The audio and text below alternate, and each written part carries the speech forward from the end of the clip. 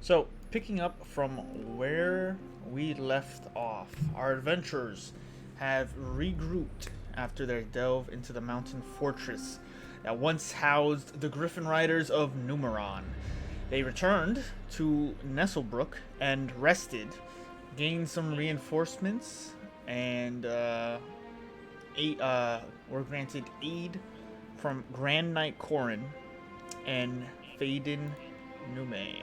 Uh,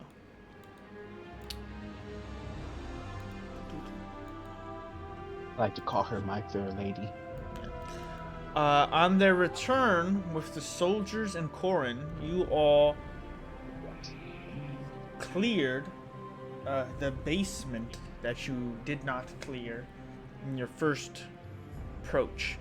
You then revisited the upper floors, leaving soldiers to guard the entrance.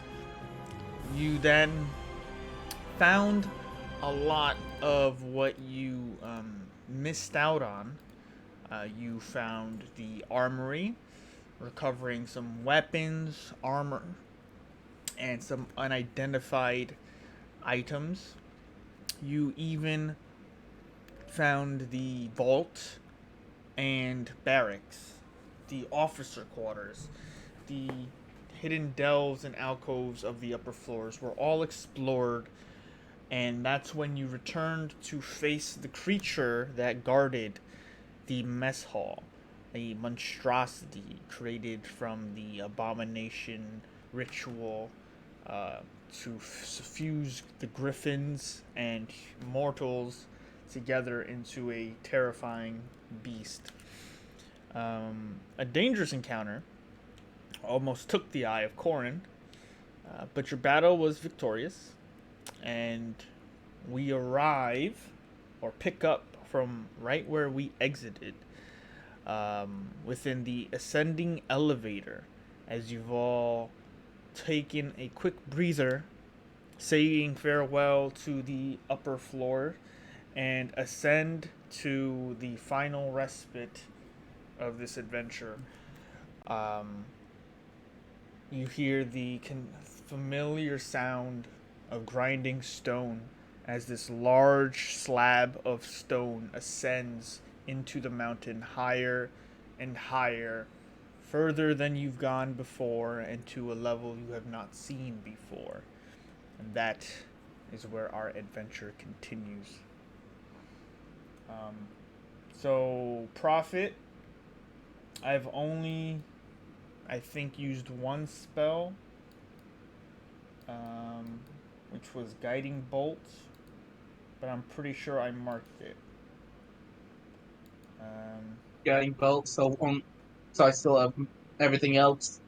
yeah, I only used, just double checking. Yes, I only used Guiding Bolt and then your hammer for the remainder of combat. Did I? Else? You're a little robotic-y. Might have to restart or like just exit and rejoin Discord. Oh, yeah. Hold on. Just give me a second. Oh, that's better. I asked, did I lose any health? Um, I don't know. You all took a short rest afterward, but I also don't think you were hit. I All don't. right, works for me. I don't remember him getting hit. Yeah. Mm-mm. All right, works for me then. Additionally, um, during your meeting and regrouping to retake on the fortress um, with more help, you all remember received a hero's feast from Faden Nume. So you should have mark most of it as temporary, even though it increases your maximum. You have 11 more hit points. Those increased your maximum hit points, but they're only temporary for 24 hours. And I do believe we talked about how it's been 4 to 6 hours already. So you still have a lot of time, but they do disappear once the spell expires. So 11 more hit points, but remember they're temporary. So yeah, let us continue from where we left off, ascending to the highest chamber in this fortress.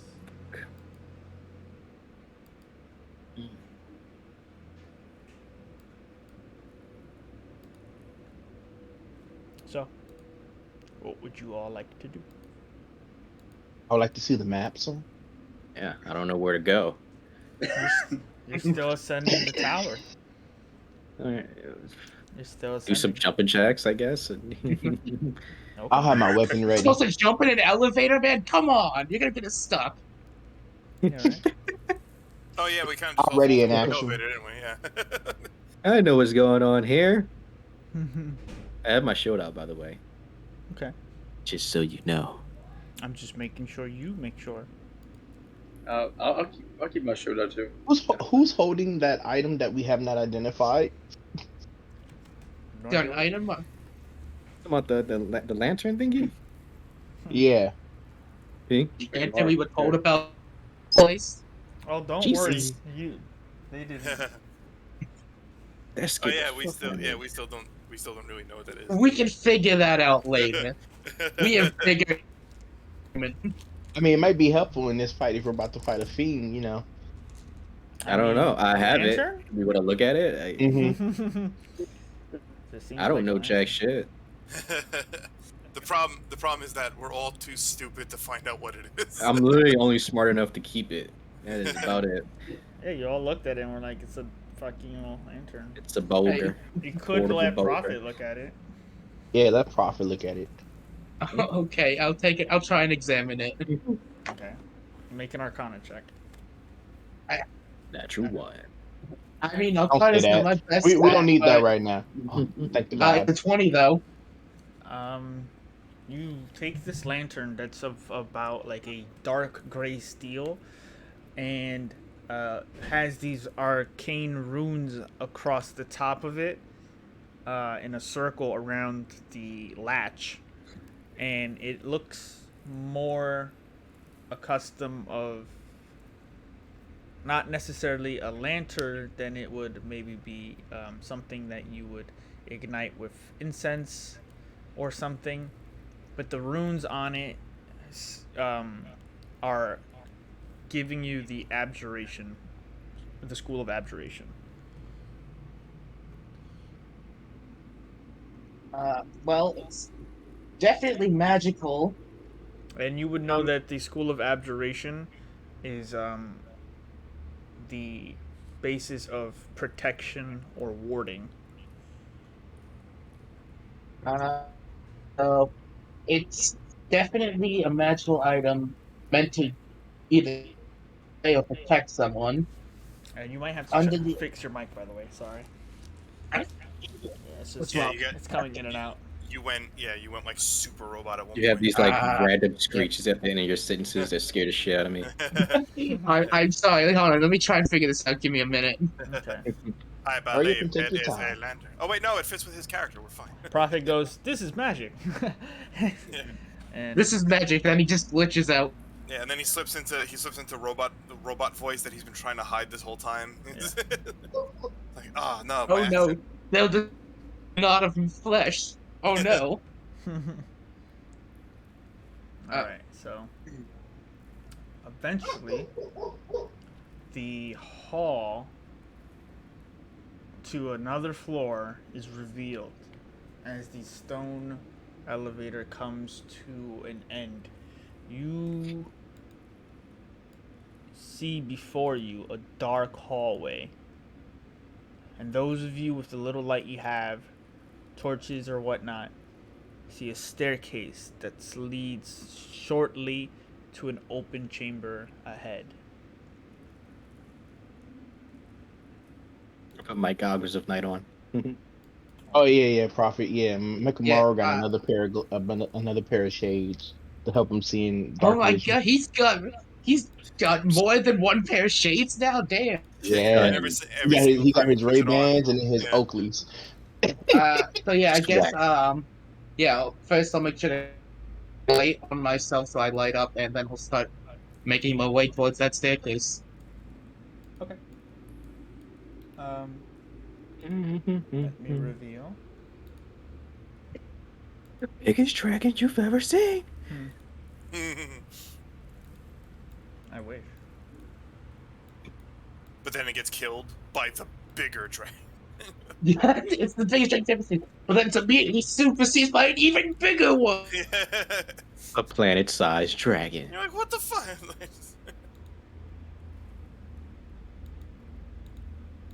Okay. It's like Unicron. Yeah, I always imagine like those characters in this situation. Like, how pissed do they have to be about that? Yeah.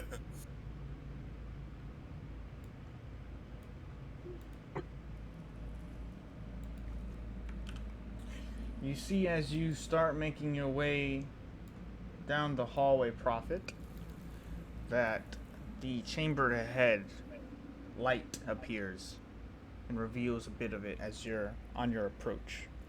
People praying are tied up.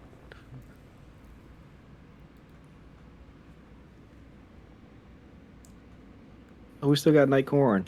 Oh yeah. Dude. Make Thank a God we have Nightcorn. all right, so everyone pause since Prophet runs across the hallway. I only went 4 Bruh, runs. stop running so far away. You can't stop me. Like a little kid in a candy store. But I can.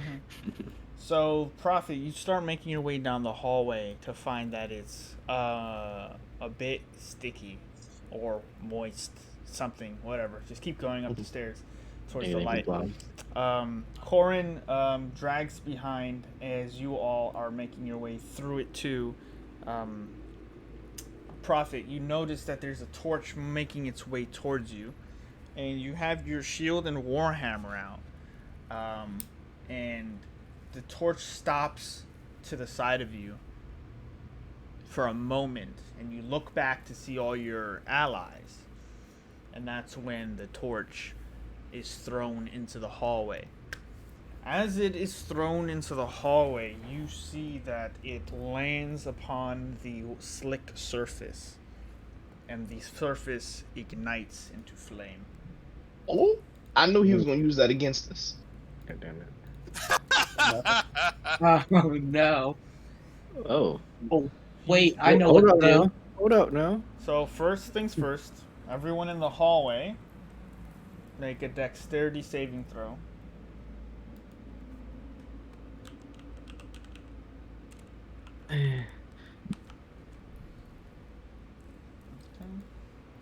So that is, and then Grand Knight Corn also.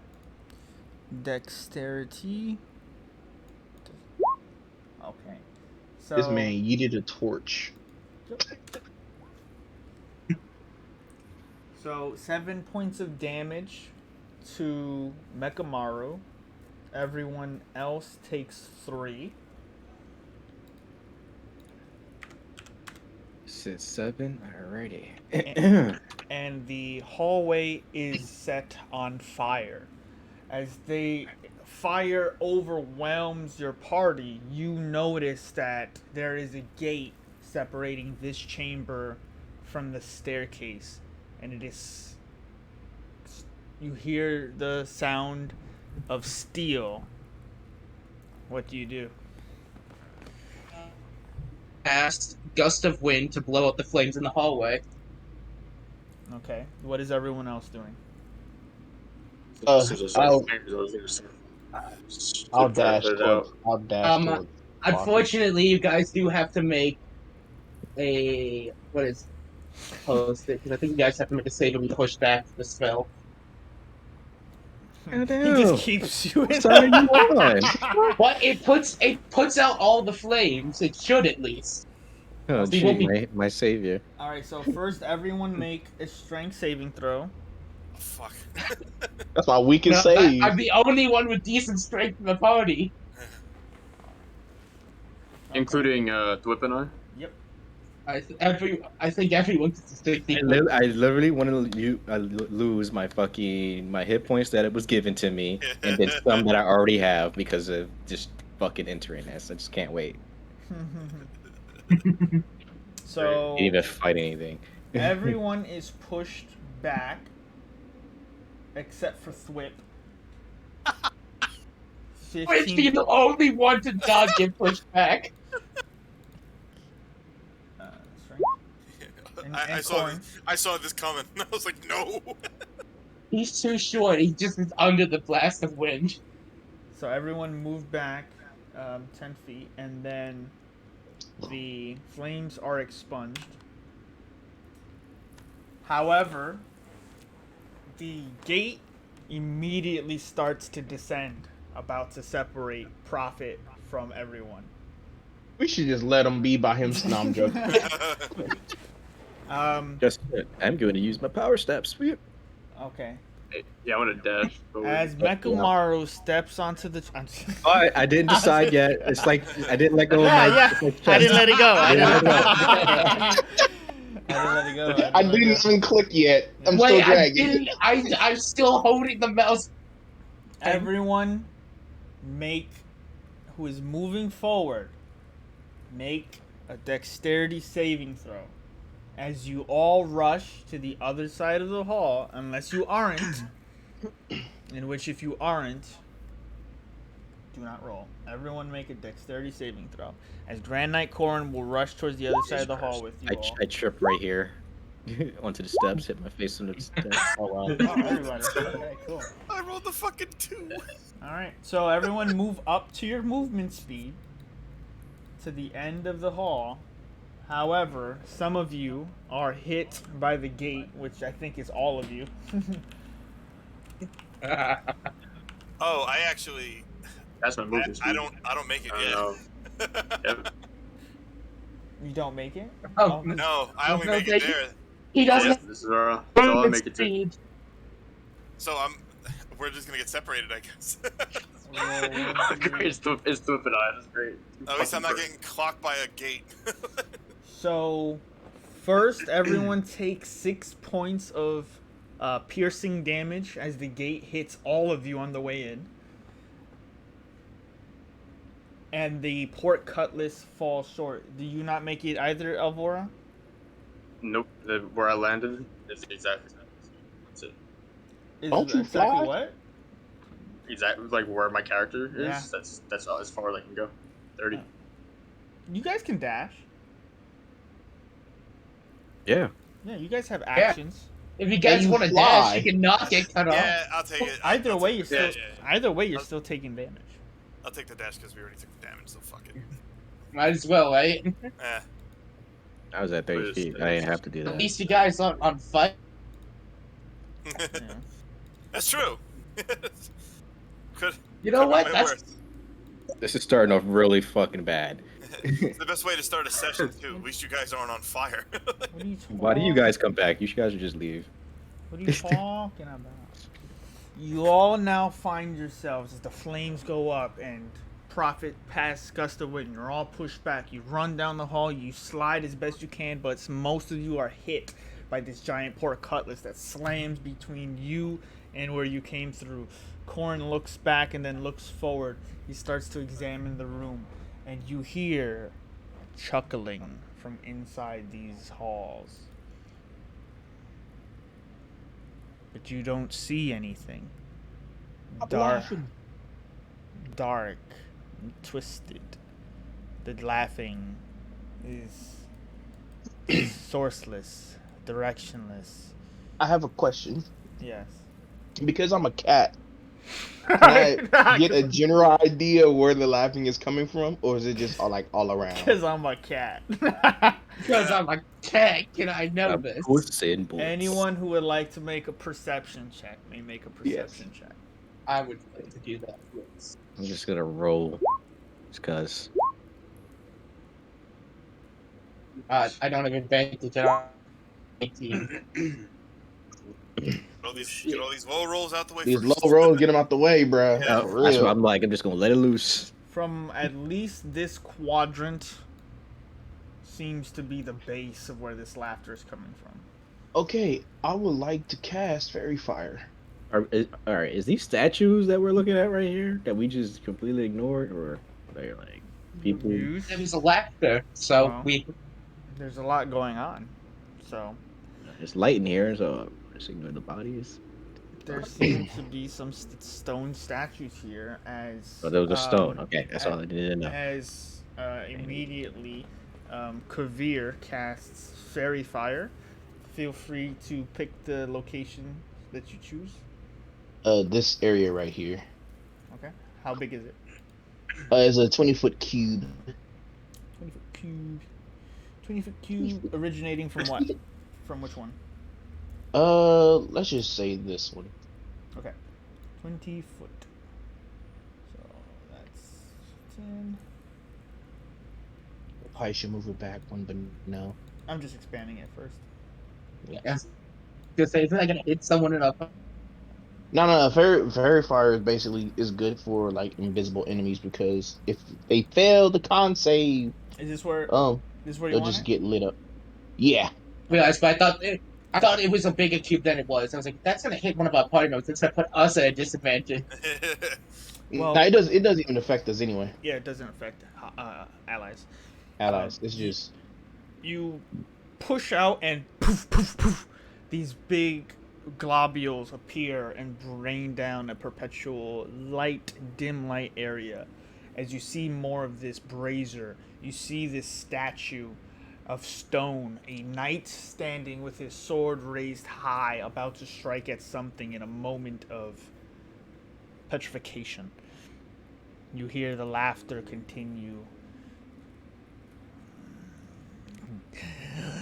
That was close. oh yeah, with a voice like that, you need to die. That dude sound ugly as fuck. You hear from Hey, now. the corner. We can't judge him until out of fan. Oh, How horrible. Hey, because of my mind fuckery, does that sound different to me? Your mind fuckery isn't too abrasive. It's not like you are on the borders of a madman. It's more Okay. of like you've found an obsession in a world where your only main obsession was kind of healthy, the collection of small or shinies. You know, your newest obsession just happens to be tracing out what kind of a name you found the greatest Sudoku game of all time. Okay. So it's not that mind bending. It could get that way, but As soon as I hear that, I'm gonna We're just capable go of to the even corner. Goku inside. game. feel free to make a stealth check. Where it is? oh, he has to make a spell Also, DC. I know. Also, quick, for guns, I'll copy this man's voice. I was literally about to ask, can I copy exactly what he just said? Natural fucking. Yo, I got scared. I thought that was Alvaron his spell slips DC. into the only shadow in this chamber. Just right between butt cheeks, just. Yep. Exactly where I'm at. Cats. I never see that coming. You hear, "Who has mustered this failing might to challenge my charge?" We come up with a name for ourselves, but we still here to kick your ass. Go on, Nightcorn, badass. Go do what you gotta do, man. Got your back. From all the way over here. Nightcorn. Wow. Well, Nightcorn will move 10 feet into the chamber, I'm behind him. I'm not. and he will call out, "The descendants of the Eerie have come to challenge your charge, Dark One. Reveal yourself and be challenged on this day." The voice laughs. "Your people were doomed by their own charge, which has become mine. And my master has bound me to this. To feed and crunch, to rip and tear, until the time of worms comes, and the masters of tyranny reclaim their power. when the oceans once again stir from their endless depths, the red comet will signal the arrival and the beginning of your end. Such times are close, but not this day. But you laugh. It was amazing. What is everyone doing? I'm at the ready. Okay. Yeah, I'm about to notch. I'm about to notch a magical bead up in here. I'm gonna go here and I'm gonna hide. All right. Make a stealth check. I'm gonna move up because you know. Oh my fucking god! 9. You are pretty well hidden. What I'm going to do is I'm going to drop concentration on Gus and cast Bless, and give it to me, Mekamo, and You, Nakamaru, and you cut out What the- on the last one. What does that do? Gives you Bless. +4. It gives you a plus lets you add a D4 onto any attack rolls and saving throw rolls. Mm-hmm. So You said you, Nakamaru, and who? Kavir, Kavir. Oh, snap. Ooh. All right. the I'm gonna say, cat. you ain't gonna bless me? Yeah, I'm giving you Bless, but I got Dishonor on you, dishonor on your cow. No, I'm joking. wow. I bless you. Honor me like that. Nah, I thought you wasn't gonna bless me. I was gonna get mad. You hear the voice. You bring with you weakness. Hey, yo, that's discrimination. I don't think he cares. blurp, blurp. Make a perception check. Profit. That's a 10. Well. Hey. I don't That like sucks. that. Cool. I don't like that. So be very stealthy, guys. Clunk, clunk. So, with that, let's mark 1. Blah, blah, blah. Okay. All right. There's one spell I don't have that would have been perfect for this very moment. The voice calls out in the chamber. Well, I guess things should begin. Times grow late. And if I am to look upon a new darkness, I must begin with all this light you've infected my halls with. Oh no. Tonight I once again bathe these halls in blood and darkness. I would like you all to click onto your tokens and roll initiative. Take it. Give me that too. Oh hell yeah! First time I got a decent initiative roll. God damn it. Yo, I thought I wrote that too. I got scared. I'm like, oh no. Oh no! Oh no. Oh yeah. It's too busy thinking he's hiding over there. Watch, he gonna roll a nat 20. Today's I just gonna feel it. suck. Today is so gonna suck. Positive You want thoughts. to know what's great? I'm deleting your old initiative orders, but your last initiative order was also 4. So it's kind of hard to remember. That's twice in a row, man. Yeah. What? No. I literally have a 3. Like, You I do. I think you have the Ah. highest initiative bonus out of all. I got a Me 2, and- guys. So me you and concerned about me? Kavir- Yeah, me and Kavir have the. Megamar, yeah, you all right. You a frontliner anyway. You're made to take damage, not dish out. No, I'm joking. Granted, you did die that one time. Yeah. So I mean, if only his Thunder Gauntlets actually like Glad you landed guys more. care so much about me. Just can't wait to But take we my genuinely do care for you, big fella. ticket. Yeah, just a Love walking you as soon as shiny we thought product. you died. As soon as you die, man, we go Yeah. after your body real listen, quick and I give you a tried. nice funeral. That's what I'm I talking tried about. rubbing my entire inventory on What you is to try to this? help. Why All are right. you rolling 2 initiatives? One for corn. Oh, okay. It has That the was like- name in it. It literally has their names How on did- it, bro. How did I know he was gonna roll high for that initiative? Actually, I I forgot saw corn. 2 initiatives. I Corn didn't read the doesn't need names. I thought there were Corn more doesn't than need an one. initiative. He goes on 20. Sorry, I forgot about that. So he just goes on 20.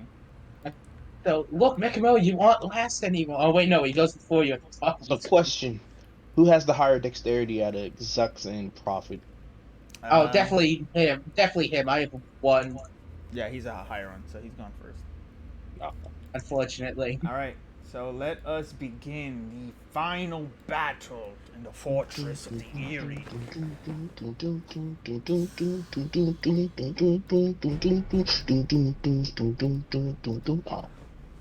Oh wait, did you make a mistake by staying last battle? Me? Yeah. Oh, I'm gonna kill you all. No, I thought there was another battle like after this. Now this is the big bad I of the think dungeon. this is the fiend that we came to hunt down. Oh, okay. He actually talks. I will be scared if Yeah. there's somebody tougher than this one. Oh, the music's also more upgraded. Yeah, All As soon right. as the music kicks in, you're like, oh shit. this is the BBG right here. All right. So, the mysterious voice begins to chuckle and will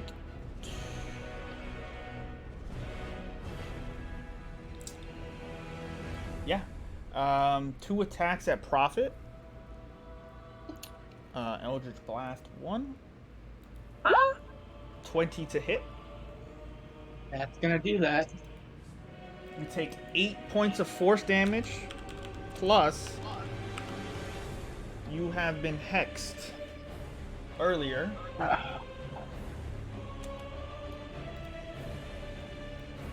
Wow. So you take another 6 points of damage.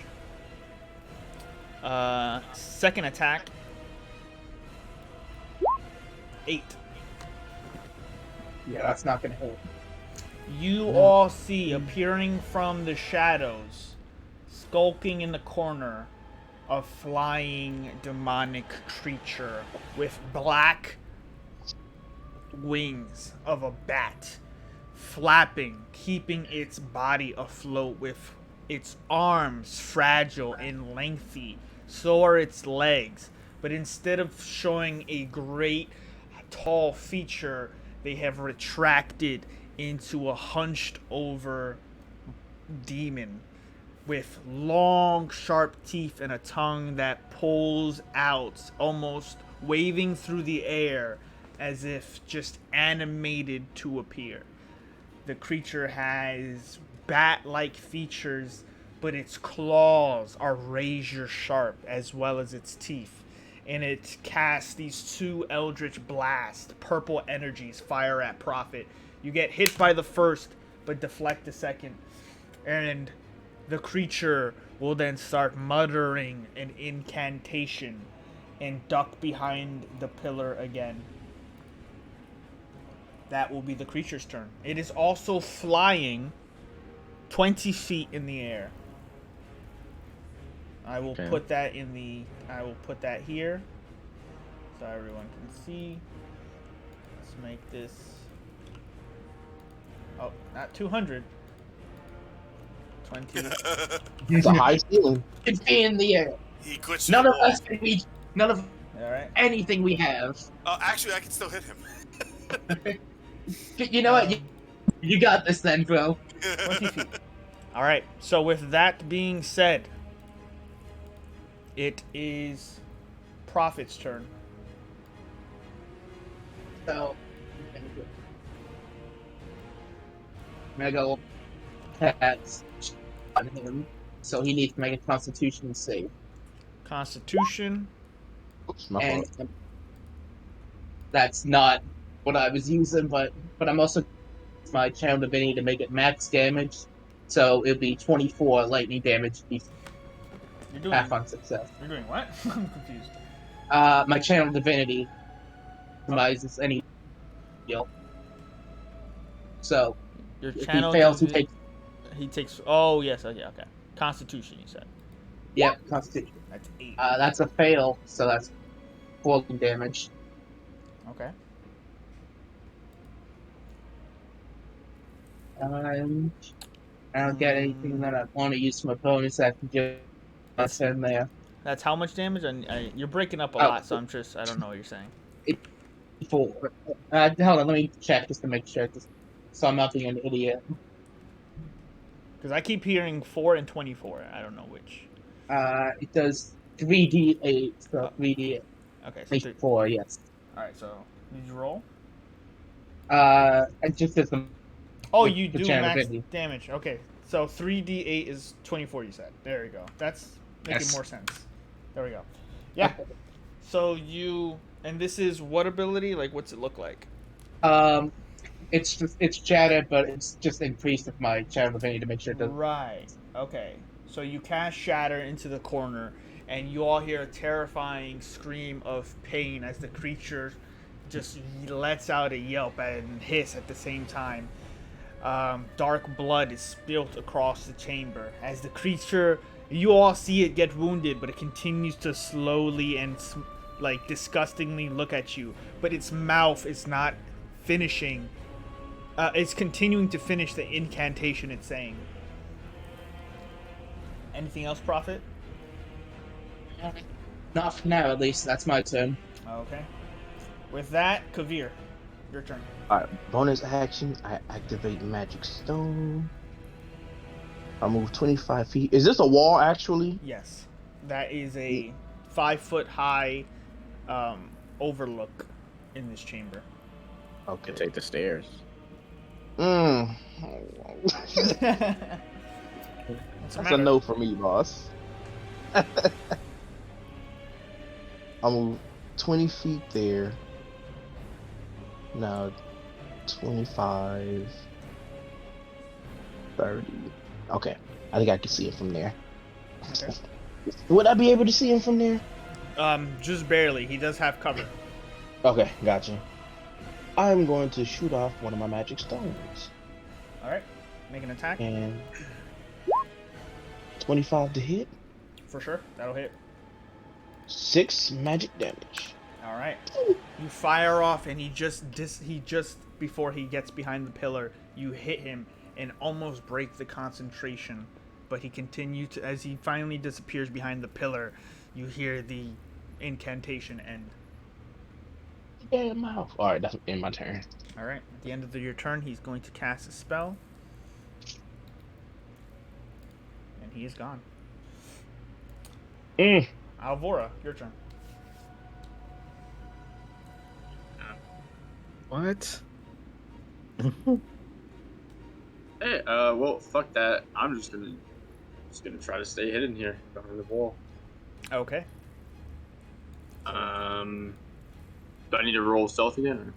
No, you natural 20, you're good. You're far off. Or? Okay.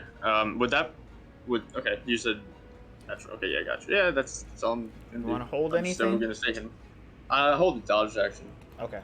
Alright, Swip, you're up. That's it. Alvora continues to maintain his presence in the darkness.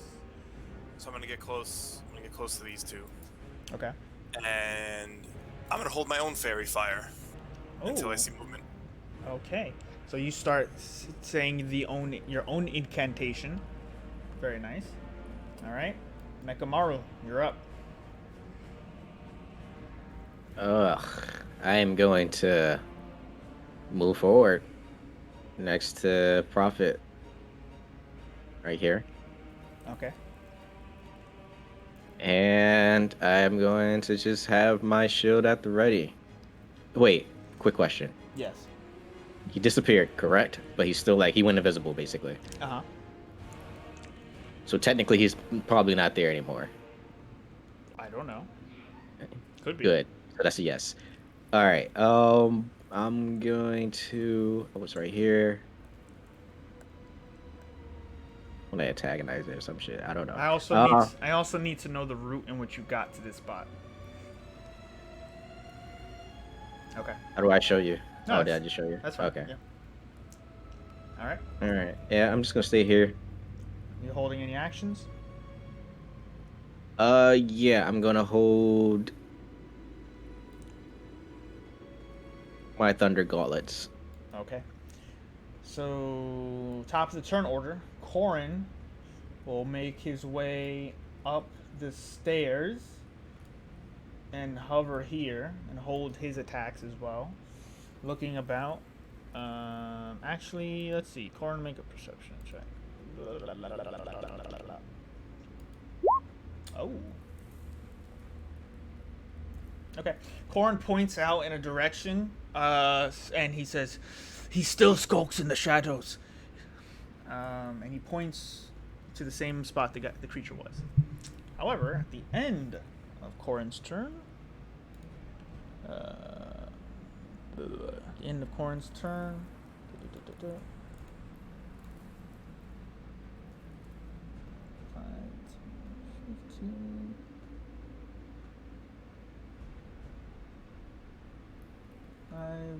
yeah. Oh, okay. I need Mekamaru and Prophet to make a perception check.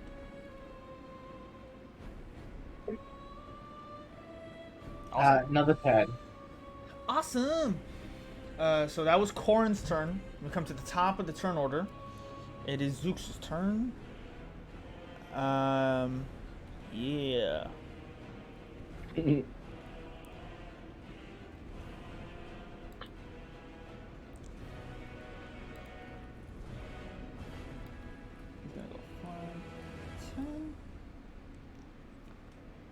Zooks reappears.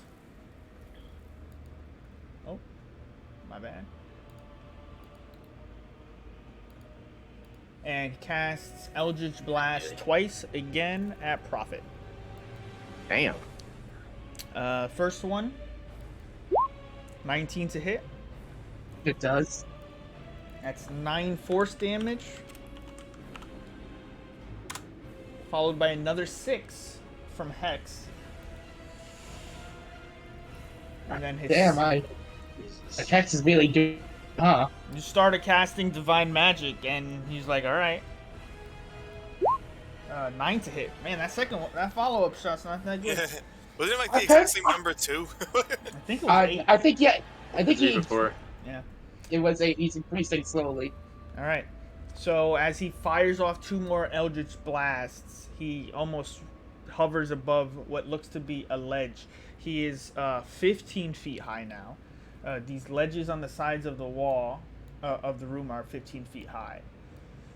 He, however, is no longer 15, 20, he's 15 feet now, so I'm going to mark it there. Oh. So he's 15 feet up. As he's cast these 2 Eldritch Blasts, he once again starts to mutter an incantation. And then my fairy fire goes off, right? Right. So That's a DC 12. DC 12 of what? Con, wisdom. I think it's an extra fairy fire.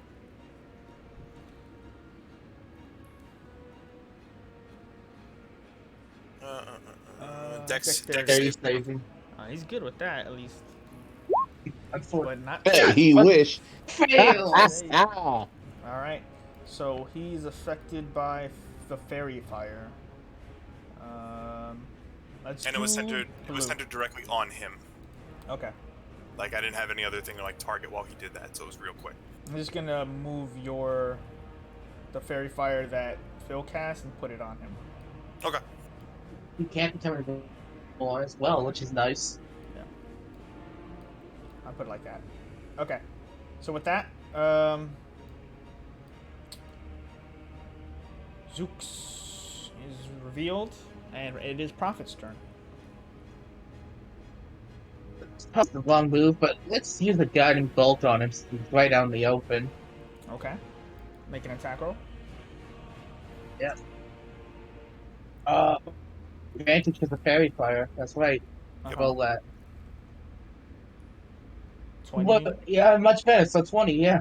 Yeah, 20 will hit. Can we this damage because that was rolled automatically? Huh? Or we use damage on the second one for the roll? It's the second one because that's the one that hit. Okay, that's fair. That's 11 radiant. Yeah. So you fire off in a blast of light as he's casting his spell. Fairy fire blips these just fairy lights about him, and then you hit him with a guiding bolt. He's splashed with all this arcane energy and slams against the wall. He drops his levitation for a moment and then re-rises. Good hit. I don't think I can do anything with my bonus action this turn, so that's it. All right, Kavir, your turn. All right, so I'm going to take aim at this young fellow here. Sorry, he a young fellow. I'm gonna use my last acid star. Okay. With advantage So, because yep. of So both. 22 plus 3. Yeah, So 25 to hit. that hits. So 8 bludgeoning and then 4 acid.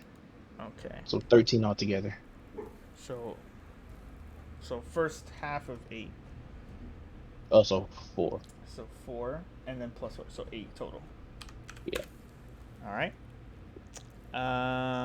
Oh shit. I have to re-roll his saving throw for the fairy fire. One sec. Either way, he still has advantage because of guiding bolt. But it was dexterity, right?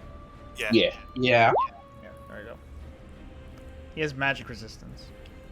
Oh, okay. Oh. So fairy fire. No, I'm- So with that, he's still revealed because of guiding bolt, but because he's been hit after guiding bolt, that spell goes away, right? It only counts for 1. Yeah. All right. So okay, good hit. Anything else? no. Okay. Back my butt up though. At the end of your turn, he will finish his incantation and go and disappear again. I gotta mark this. 1, 2. Okay. So with that being said, Kavir fires off a shot, hits Alvora. It's your turn. This motherfucker is visual stuff. Turn. Nothing I could really do. I'm just gonna stay hidden, and I will hold my own fairy fire as soon as I see him. Okay. It's bound to wake eventually. Keep up, guys. All right. With that, it's Flip's turn. Get some drink real quick. That's it. So I can see him or no? No, he has turned No. invisible again. Fairy Fire did work, but he has magic resistance, which means he has advantage on saving throws against spells and any other magical effects. Demons.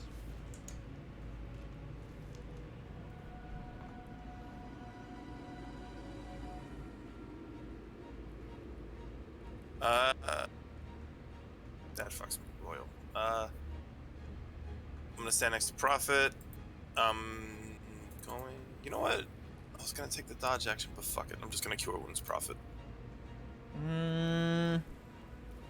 Okay. 4. Thanks, man. I appreciate it. Okay. So with that, Whip casts Cure Wounds. Mekamaru, it's your turn. He disappeared again. Yes. Yeah. Why is it always when it's my you slick? You think you're Hey, slick? that's what happens in the Hey. turn order, sir. Don't feel bad. I had 2 turns where I thought I was great, and then fucking out of nowhere, it's like magic resistance. Yeah. Cocksucker. Yeah. Forgot about that. Okay, so It's my job this game to make sure that I play this character 100% to a T. all right. So can I go in front of Prophet, Yes. like literally in front of him, and like pull out my shield as like a covering to protect him? I would allow you to use your action to dodge for him, What do you mean? meaning whatever attack Prophet would take goes to Mhm. you, but it would count as your AC. So if your AC was still higher than his attack, you would still block it. Oh, okay. So you would have to use that as your action. Okay. Okay. All right. Sounds good. So you bring the shield out. You bring it high as you can because you know he's a flyer. And you hold your action to dodge for profit. So if any attack were to go to profit, you go to block it. All right.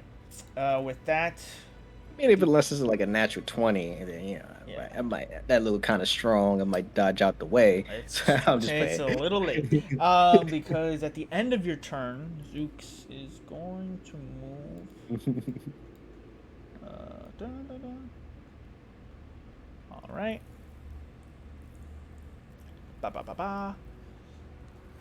So, you are waiting on guard, hoping to block the next set of Eldritch Blasts or anything from this creature, which brings out a terrifying moment of calm. And as you're all being patient, waiting for this creature to reappear, Mekamaru, you see sharpness and steel as razor-sharp claws, talons, and the mouth of the creature are actually 5 feet in front of you. As it reappears, it lunges towards Prophet with a hungry mouth, hoping to kill him. You take all 3 of these attacks. Okay. So the first one is a bite. 25 to hit. Yeah. Okay. You take 9 points of piercing damage. And then I need you to make a Constitution saving throw.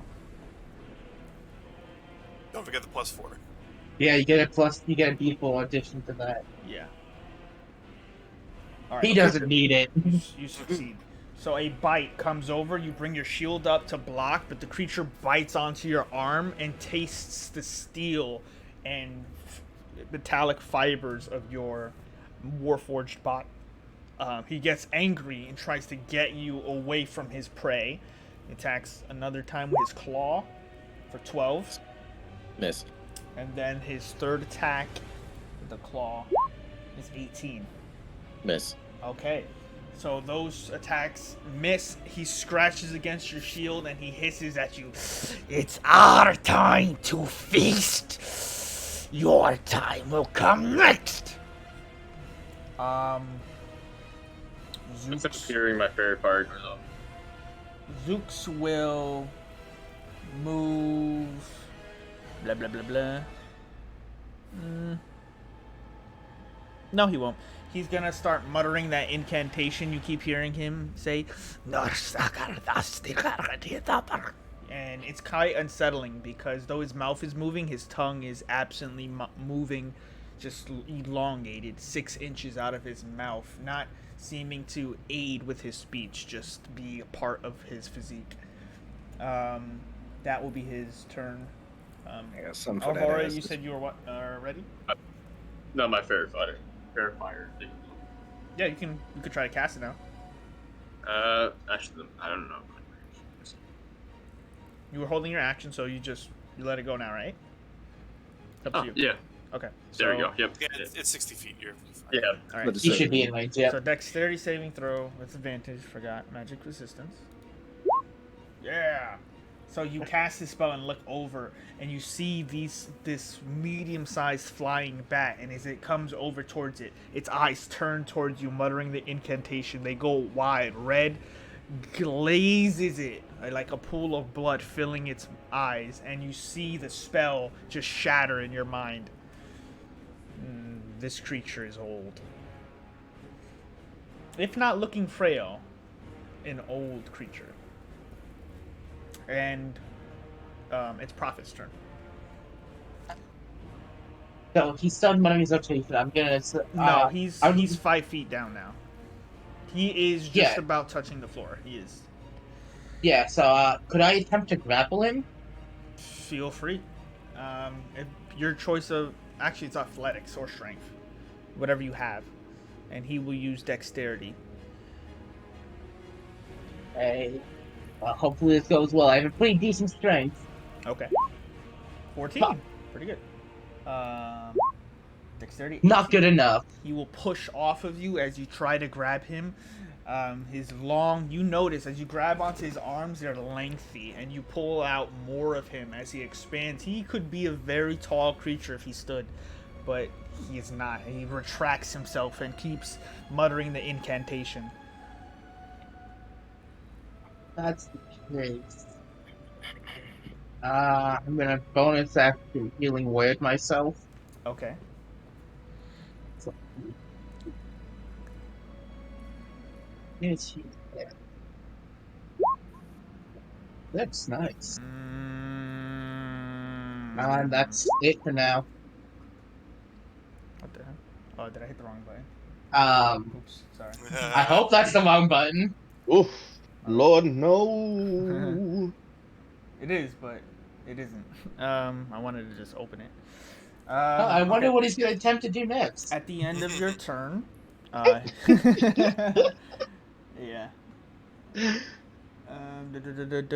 He is going to,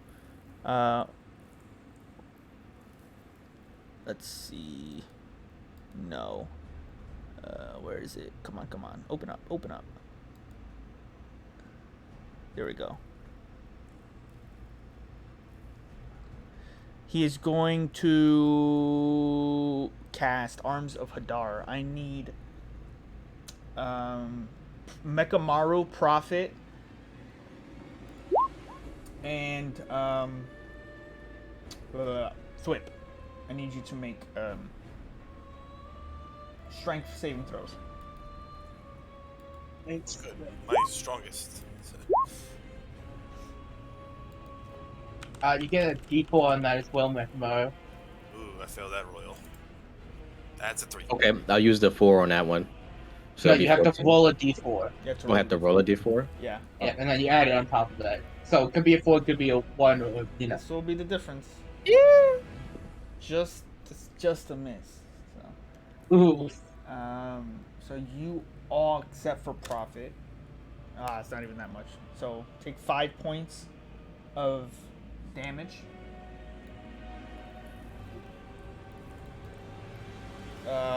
Prophet, you take half, so you take 2 points of necrotic. And Thwip and Mekamaru cannot make reactions. Damn. So that means attacks of opportunity, or I was gonna say that too. I was Yeah. gonna ask that. Damn it. Oh, stop reading my mind. yeah. No, if you guys can't, unfortunately. I wrote down brutal tacticianer. So with that, it is the end of Prophet's turn. Kavir, it's your turn. Okay, so what I'm gonna do. Oh, hold on. I was about to hiccup and burp. Okay, so what I'm about to do. I'm gonna notch another special one. I'm going to fire off an ink star at this bad boy. It's Okay. just straight roll, correct? Yeah, you still hit and roll damage, but then he gets to roll to see if he's blinded. Is it not? Ooh, I'm not trying to use it to blind this time. Is Okay. it not advantage because you're within 5 feet? Oh, he Oh, is yeah. before. I forgot. Yeah. Yep. I'm actually trying to use it so like if he goes invisible, the ink is still on him. We can see where he's going. Okay. Is that allowable? He's not invisible right now. I know, but when that incantation finish, You would we gonna know. see. You would know a little bit about these kind of spells. Everything they're wearing when they cast the spell, including substances, would be invisible. You could do it after the fact to try and ink him, but Yeah, you to can do hold it until until he turns invisible, then Yeah. Yeah, immediately I'll do it. fire. I'll do that then. Okay. All right. So holding action. Yeah, holding action, Got it. and I'm gonna get into a better sight position, Okay. which would be right there. All right, perfect. At the end of your turn, he is going to.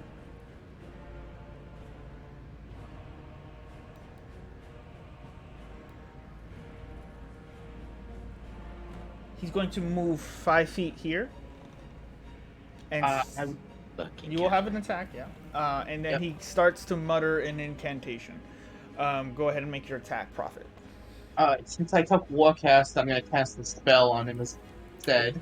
Ooh, nice. And I can only target one person at a time, unfortunately, so I'm gonna have to upcast Guiding Bolt to a 2nd level. Oh, nice. It is with advantage, so. That is true. Hold on, let me just make sure advantage is on so it saves some time. Yeah. So the 2nd Guiding Bolt on him Ooh. is 16. 16 just hits. Nice. So he takes 19 points of radiant damage. Ah, fuck me. All right.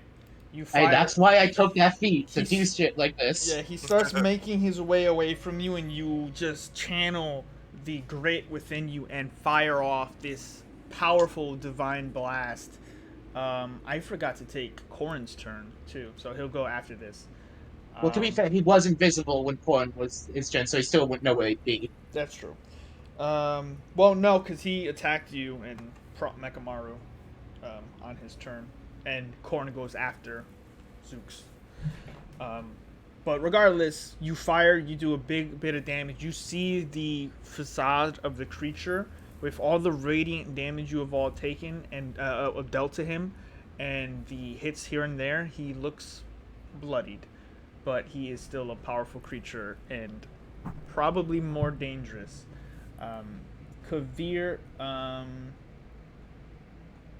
that was at the end of Kavir's turn. So it is now Alvora's turn, but let's do Corin's first. Corin will go down 5, drop.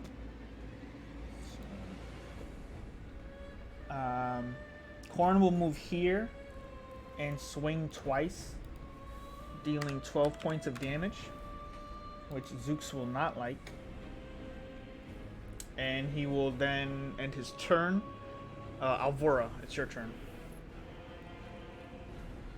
Alright, so I'm going to, I see where he's at, and I am going to cast Moonbeam, right above him. So, let's see. It's magic, right? Constitution? Yeah. Yes. Okay. Yep, It's 12. 12, he fails. Okay. Okay, and then so he takes 11 points of radiant damage. And no, I'm gonna stay where I'm at, I think. But that's a concentration spell. So yeah, all right, I'm done with that with my turn. Alright, at the end of your turn, he will become invisible. Damn it! Yeah, you just fucking with me right now. But, You hey, Kavir, you got your ink star though. Oh my god. Yeah, You Kavir. which one? douchebag. Sorry. Everybody about to get this work, cause now I got an idea, but y'all What do gonna I have keep- to get what- hit. I keep putting on the GM there. That's crazy. Sorry. Oh, that's right. Kavir, if you want to make your attack. It's Oh, me. Is it with the advantage or normal?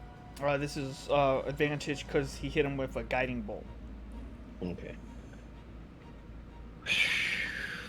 Yeah, that'll hit. I can't change it. I forgot how to change it, but it'll be like 7 bludgeoning, I believe. 7? Yeah. Minus 7. Okay. What do you think you're going invisible for? You see a And bunch got of over his black face. ichor dropping from right here. Oh, I can't mark it with him because he's invisible. Blah, blah, blah. Right there? The same spot, basically. Gotcha. He's in the same spot. My utility is coming in hand. With that, it's Twip's turn. I'm gonna shoot an arrow at that spot. Okay. I'm gonna say straight roll. Normally with disadvantage because he's invisible, but just Okay. one straight roll because the ink. Okay. Right, you fire, it just goes through something. That's it. All right, Mekamaru. fuck this guy. I'm gonna go Thunder Wave. Ooh. You know it's everything around you, right? Yep. You realize that's me. it's all the others right next to you, right? It's like everyone. Wait, because now I'm looking at the damage. This might not be good for you. Yeah, you realize you hit majority of the people you hit are your allies, right? Yeah, you guys need to back the fuck up sometimes, eh? All right. Let me You think. Here. All right, what are you doing? I'm gonna cast Toll of the Dead. Toll Gonna of the aim Dead. You're aiming. Okay. And that's this a what spot. saving throw? That's going to be a Wisdom saving throw. All right, with advantage. But he has no wisdom, so this is pretty bad. It's not good for him. Oh, that's a 13. Pretty sure that fails. What's your DC? My DC is 13. Oh, so he succeeds. Yeah. Okay. All right. Whatever. But you hear the sound of a bell tolling in the direction, and you see the ink dripping below the creature, and you feel as the spell starts to be cast, it shatters in your mind. Just to move forward. Okay. Yes. All right. So I need you to make a dexterity saving throw. All right.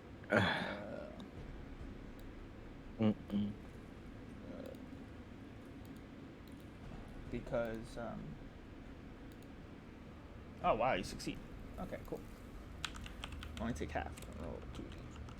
The fuck is that? Trap? Yeah. I swore somebody was standing right there. There. No. You walked around it. That's why I was like, which path did you take? He walked Oh yeah, right. right Yeah, I around. did go around it. That's I crazy. Yeah. You avoided it, and I thought someone I else was was gonna step literally on on it. the L angle of that. That's crazy. You literally could have gone the direct path to it, but you took Yeah. the whole around it. Yeah. Oh shit. I legit thought it was invisible attack of opportunity. No, but you do take only 2 points of piercing damage as you step on what is a mangled, weird bear trap. You do not get restrained, but you take 2 points of damage. And that being said, yeah, that's the end of your turn. Yes. All right, at the end of your turn, use his last action. Come on, baby. Still have my shield out, by the way. Okay. Oh, good. He's just maneuvering. Top of the turn order is Zooks' turn. You hear him call out from the invisibility, not in front of you anywhere, Mekamaru, but somewhere close, as he calls out, Rise! No Rise! I tell you one thing, he fucking makes other people come up here. All y'all getting it. I'm not waiting. But hold out. Fuck that. 2 ghouls appear from really? under the rubble and They're annoying. take their turns. One is gonna walk to Mekamaru and make an attack roll with his his bite. It's a 9. Miss. And then 5, 10, 15. Behind Kavir, he's going to take a claw attack. 15. That's a hit. All right. 8 points of slashing damage, and you need to make a Constitution saving throw. Gotcha. I'm busy. Give me 1 second. Does that ghoul have to make a save for fairy fire? Probably. It is hostile. My concentration broke for fairy fire. It's now in Moonbeam. Well, Yeah, but Flip And has what kind that. of constitution? Say Yeah. 17. All right, so you succeed. The ghoul will make his dexterity check. 12. So no, he is under the effects of fairy fire. Also, quick question. Not sure if it applies here. Moonbeam was casted right above Zeus, which is I think right here. Yeah. So Does the ghoul have to make Yeah, he does. have to make it? It's Okay. Constitution, right? Yeah. So, yeah. All right. 2. That's a fail. He takes 11. All right, 11. All right, so he enters Loser. the space. A terrible way to wake up. Yeah. Fairy fire and moonbeam. With that, Zooks is going to move over and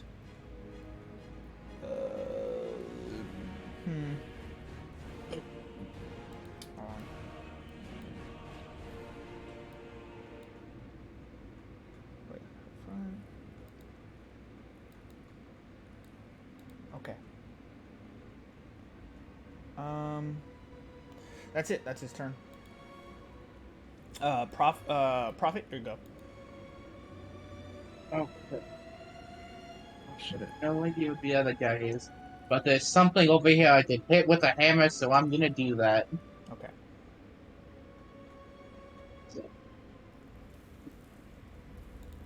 So that's a 24 That'll hit for sure. for 10.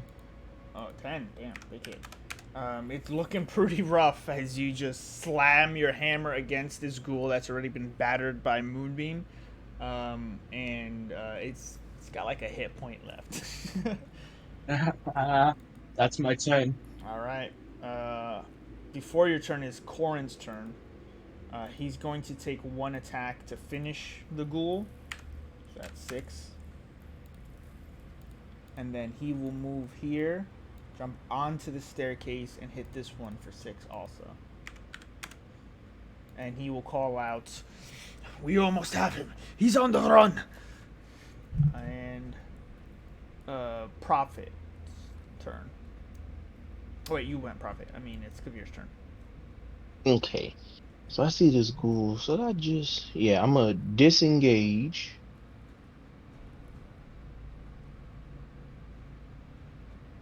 Yeah, I'm gonna go 20 feet there. Disengage there. And then bonus action cast another what's it called? Magic stone. And that'll be my turn. Okay. The end of your turn. Alright. Alvora, it's your turn. Let me see. So Moonbeam, let me see. I can move it.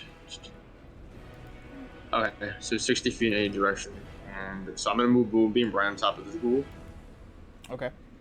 and I'm gonna cast it on him. So, do I need to roll again for the damage, or? We can leave it. We can leave it as is. Okay. So yeah, I'm just gonna put it right on top of him. Constitution. 10. Nope. Alright. Well, Alright. Alright, and that is my turn. That's it. Alright. Flip. It's your turn. Oh, wait. Yes. No.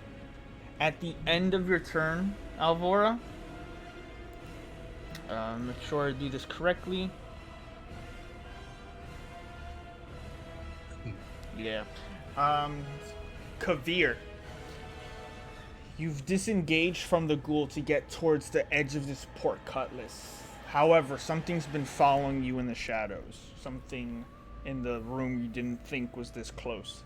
And as you get to this spot here, Zooks appears as you see him very faintly as he latches onto you and tries to take a bite out of you. That is just gonna be... He's casting Vampiric Touch. Make a spell attack. Make a spell attack. Why is it not letting me make a spell attack? I'm just gonna roll his regular attack then. So which is gonna be...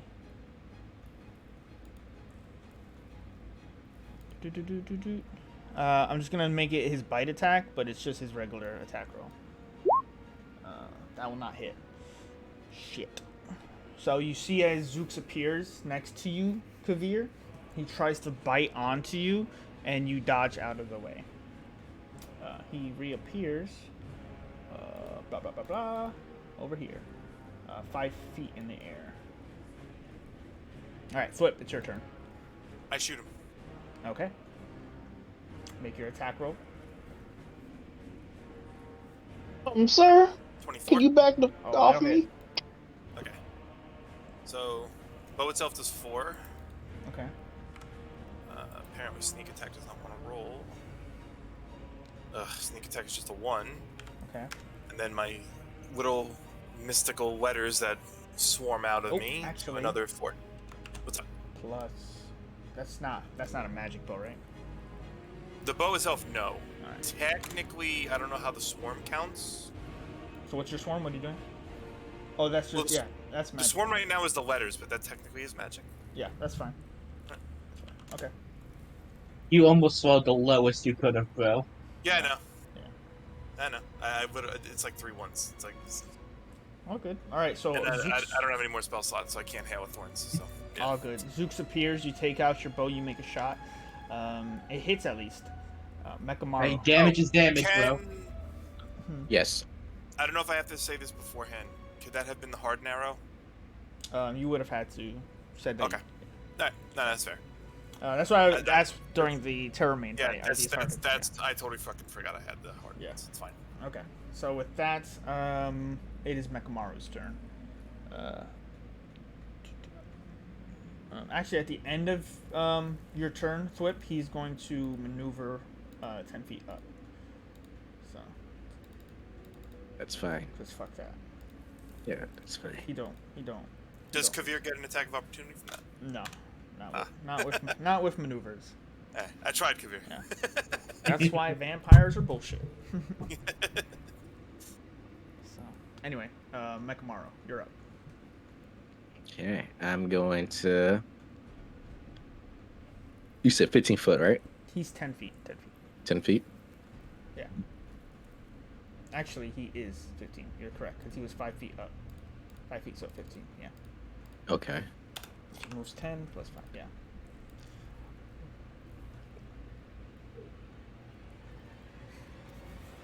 Use it. I'm going to use my ice knife on this fella right there. Okay. Oh, shit. You're aiming at a Alright. creature or an area? At him, I can see him. Yeah. No, I'm asking what the spell is. It's an attack roll, right? Yeah, basically. Yeah. Go ahead. Yeah. Make an attack. Doesn't have an area of effect thing though. It will if he Both. misses. I can aim it at someone or aim it near someone. Yeah. Doesn't matter. You hit me, I swear to God. No, I'm Which joking. he's also 15 feet up though, so I think you're still good. Yeah. Yeah. Yeah. Make an attack roll. Oh, you did. 24 hits. Roll damage. One sec, because if it hits, you take that damage and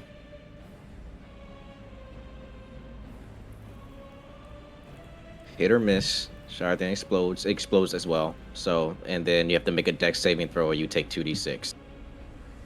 Okay, link the spell. We'll roll damage first. So the first damage hits. Click your ice knife for the damage. Okay. What? Oh, No, damage, not roll. Just hit ice knife. Oh, No, my fault. it's like ice knife, yeah.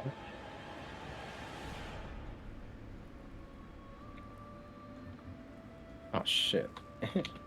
No, just click it. like You that. said. Oh, Yeah, just click it. I There you go. forgot that was even there. Yeah. Well, ice knife should be doing. Huh? 1d10. Yeah. So 1d10. Yeah, it does 1d10 piercing damage, and do you have to make a dex save Okay. for the explosion? Okay. Dex save. Ooh, okay. Let's see. So advantage because it's a magic spell. Still misses 12. So 2 more d6.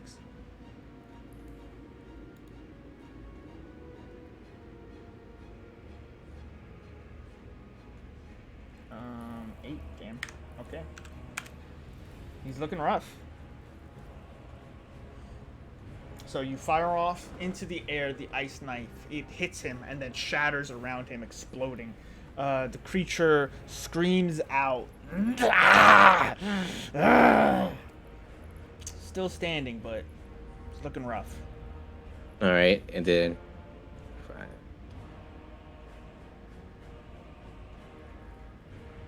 Right here. Okay. All right. At the end of your turn, he's going to. He's running out of spells. That's right. Sucks to be a spellcaster, doesn't it? No, I'm joking.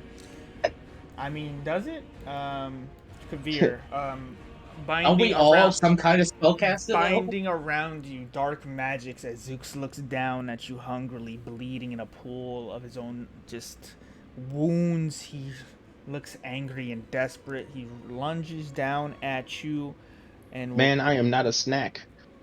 and he is going to first he's going to bite. Oh yes. Oh no. Yes. So, you are hexed. So all the hex is also doubled. So the first part is 12 points of piercing damage, Hmm. and then please make a Constitution saving throw. You got that D4 though. You better roll. 8, You 9. better roll a fucking 4. Hey, better roll a goddamn 4, bro. Yes. All right. Nice. I need you. Oh, sorry, I wrote the wrong thing. I need you to roll a D10 for me, Kavir. Gotcha. No, it was on for wisdom saves. Okay, never mind. Ooh. 10. That's the worst one. You are. Zooks bites onto you and reaches down and tears out as his long fangs pierce your armor and penetrate your abdomen. He then pulls out as blood spills from you at a fast rate. You suffer from an internal injury. Whenever you attempt an action in combat, you must make a DC 15 Constitution saving throw. If you fail, you lose your action and cannot use reactions until the start of your next turn. Well, Okay. Second, damn. second hit, claw. And Also, the bad news well, isn't even done. Actually, it's 2d6 because it's a hex. So on 2d6. So you take 8 more points of piercing damage from the bite. 8 more, and then claw. Oh, you're almost gone. Nice. Claw is the second hit. 16. That hits. What the fuck? Well, he's going down. So Kavir goes down after the second claw, and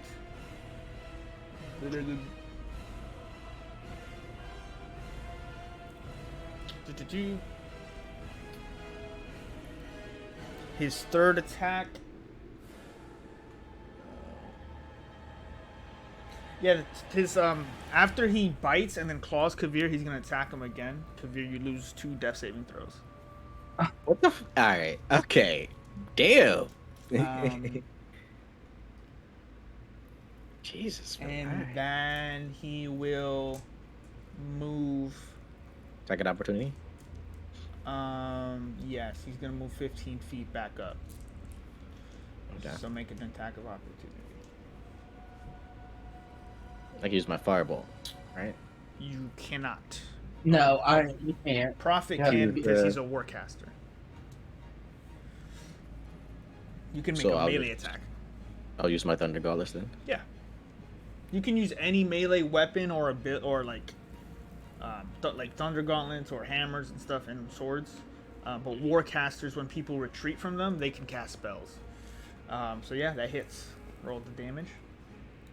All right, 5. With that, it is Prophet's turn. Prophet, you see him savagely attack and just rip apart Kavir. Kavir goes down to the ground, and you see Zooks continue to bite into him, rip off flesh, start chewing and swallowing pieces of whatever he bit off, and starts ascending into the air. Mekamaru punches him with thunder gauntlets. Zooks is looking rough, but he's looking like he's still strong enough to take someone out. With that, it's your turn.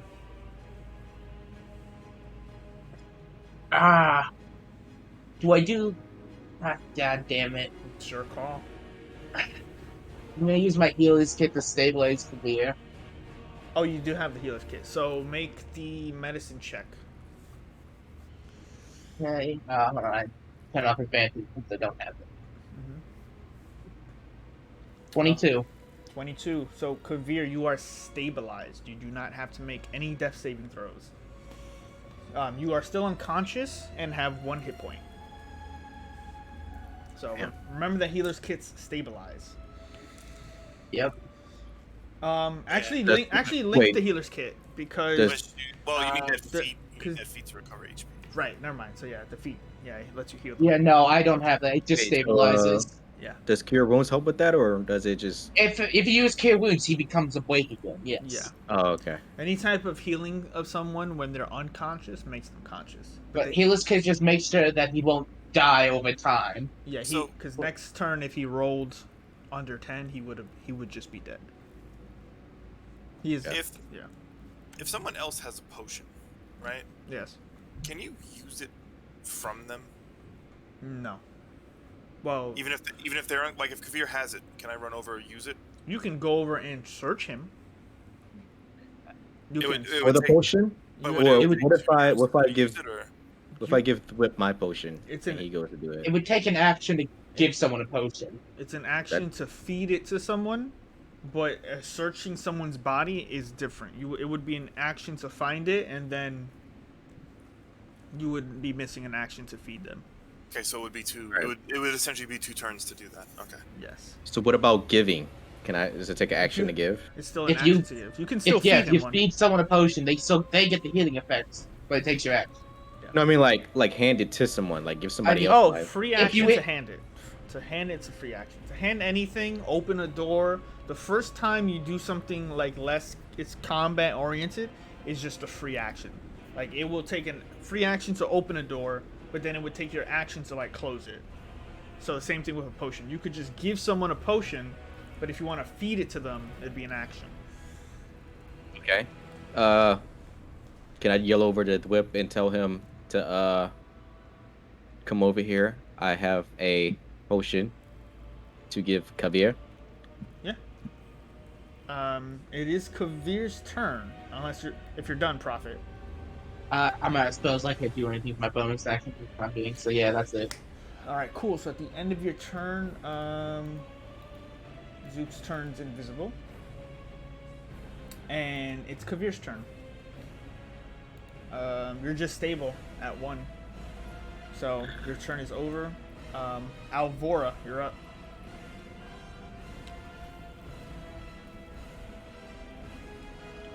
Actually, I can do it. Well, no, it. You might be better off attacking him. Forgot to. Okay, so I Yeah, hear yeah, I hear yeah. them all I hear them all talking about the potions over there, right?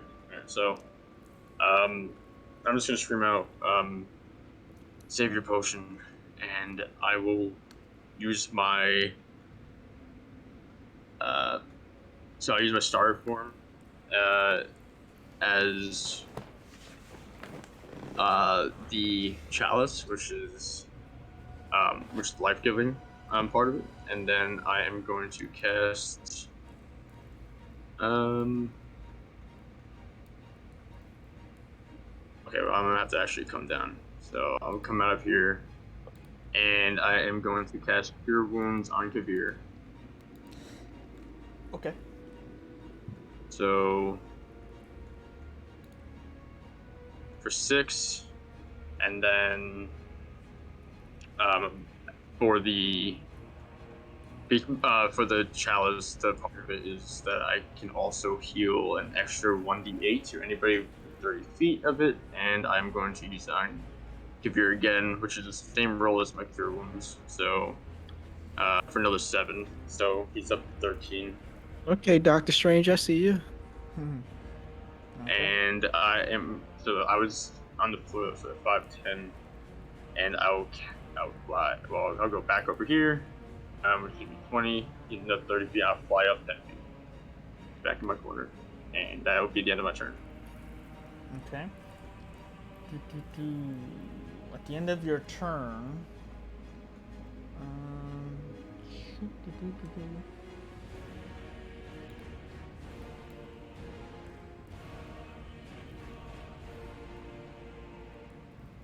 Okay.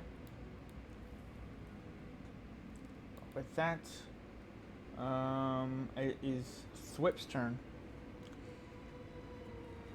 Okay, I'm gonna knock a hardened arrow, and I'm gonna save my attack action for when I see his movement.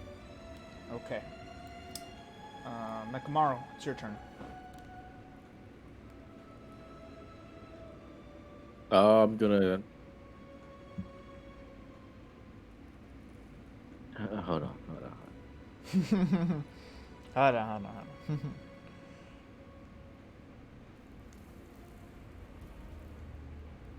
He disappeared, so I'm going to move.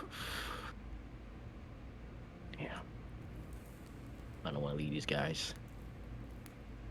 I'm going to move next to Prophet. And I'm going to cast Mm-hmm.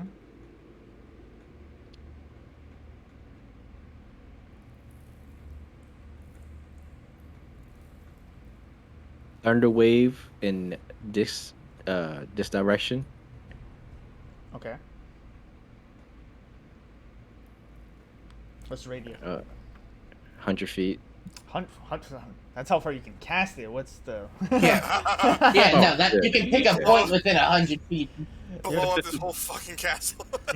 I blew up the whole Just fucking whole room. floor. My bad. Sorry, My I bad. just I was reading it while you were asking me that, and Okay. then I just did it. I'm just. I'm gonna actually. It's I'm okay. gonna move one more, and then 5 feet radius. 5 feet, yeah. From around you. Or a cone. No, in front of me. I'm gonna just. Okay. I'm gonna aim here. Yeah. Okay.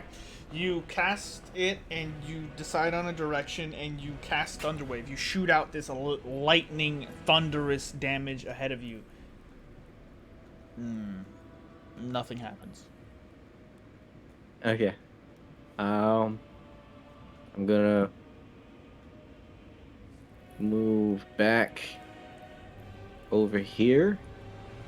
Put your back I guess. against the gate. No, I'm just asking. I'm trying to. No. I'm just trying to just figure out if I know. anything happens. It's all good. Yeah. You're good. All Okay. right. At the end of your turn.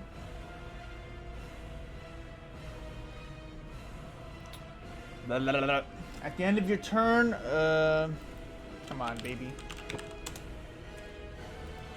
I need profit.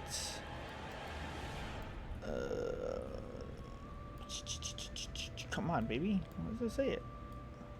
Oh, wisdom. I need you to make a wisdom saving throw, Prophet. Wisdom save. Okay. 16. Back.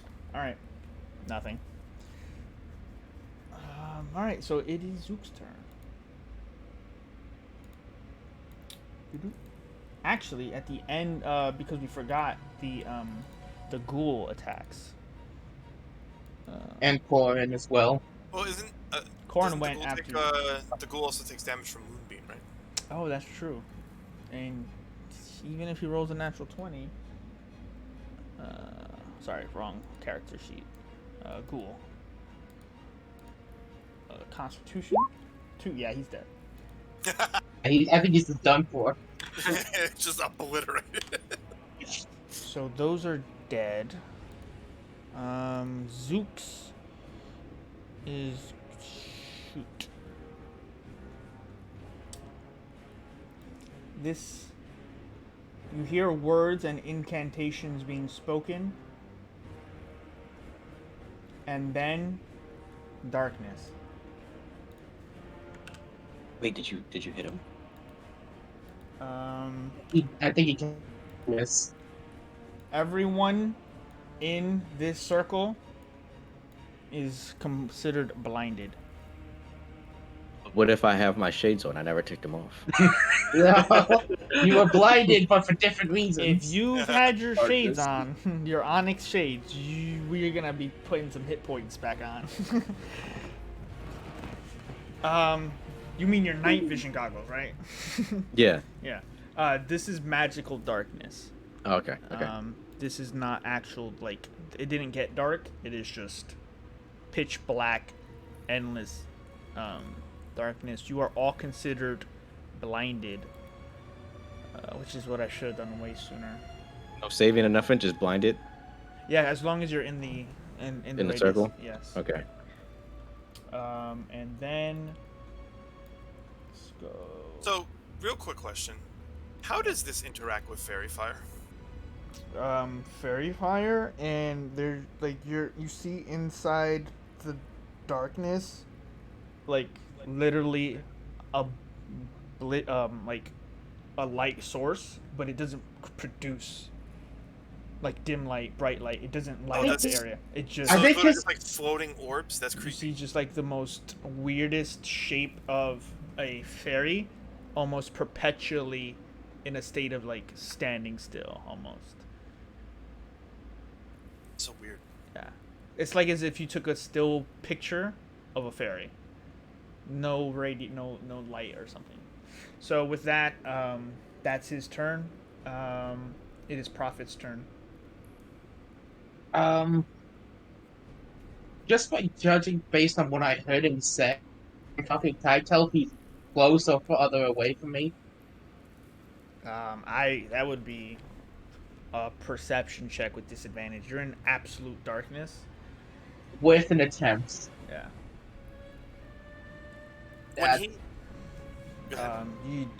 You don't gauge whether he flew closer or is still further away. This creature seems to be moving a lot at any opportunity. Well, the only logical step for me would be to move out of the darkness. Okay. Roll a d4. Roll a d4. Or that is Okay. a 3. So you move your distance based on where you were last positioned, which was to look at Kavir. So your distance would be like around here. Well, actually, no. You would have realized that Kavir was here and moved that way. Yeah. Never mind. Because nobody was taking that space. Yep. So you move out of the darkness and you just see an orb of darkness in the center of this room.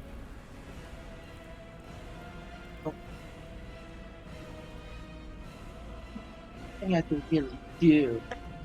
But maybe I gotta check this. I gotta do this specific. Again, we'll do that.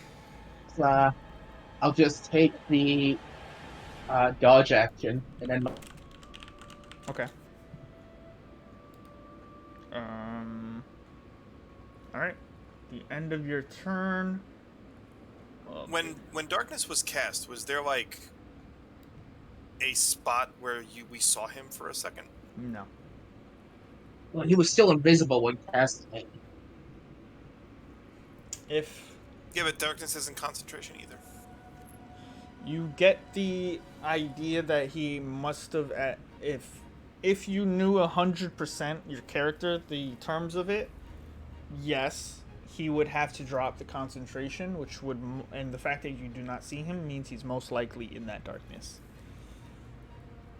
So he may not be invisible, but in that darkness, creatures are blinded. But So he did speak when the spell was cast? you get the idea that that's what he's been doing. He's been casting incantations as he ends his turns, and then on subsequent turns ends the casting, like finalizes the spell. But I've heard him say it before the dark orb showed up, before he cast darkness. You'd have to make a perception check. Make a perception Yeah, check. that's what I was trying to do earlier, but I failed at that. Can I? I'd say sure. I mean, Maybe shoot. Did you see him before he Well, that's did? why it? I you wanted would to not have see if I could seen get him. a You would shot not have off. seen him. The spell I'm would talking have, about, because the spell would have come up, and then his invisibility would have ended. So you never would have seen where he was. Much like flying. If you're casting flying, and then, Okay. yeah, if you're casting Yeah. flying and then cast telekinesis, you would start casting telekinesis, and then you would start falling. Okay, so my best bet for this would be hope I've heard where he was. Even if you did, he's moved. It's been a few rounds since then. He's moved at the very least. All right. And no So worries then. even with a 10, you're just like, you at least deduced because you're in the darkness. He had to have done it in here. It's just pitch black. You can't see him. So Kabir, what's your hit points at right now? 14. So with that, at the end of Prophet's turn, let's see, where is it? Where is it? Come on, where is it? Where is it? Where is it? Yeah. Okay. So, oof. I like that sound. Yeah, I'm always cautious about these moments because, yeah. Mekamaru. In the darkness. Mm-hmm. You. And I got my dark shades on. For sure. The creature attacks you. Since you are blinded, all attacks against you are with advantage. Okay. So the first one is a bite. It's Miss. 12 to hit. The second is a claw. Natural 20. Miss. No, it hits. 11 points of slashing. 11. Bet. Last attack. 21. Yes. 10 points of slashing. Mekamaru is unconscious in the darkness. Oh, wow, that's the worst place to fall asleep. The fucking PTSD. just The now. worst part is no one knows. Yeah. Yeah, we have no idea. Yeah. Well, it fucking sucks, doesn't it? The only one who does would be Kavir. Kavir, make a perception check. Because you are right next to Mexican Mexamar? You are right next to Mekamaru as you hear the familiar sound of a demon trying to rip and tear. You hear that the creature is around you, and you hear Mekamaru's body fall against a stone.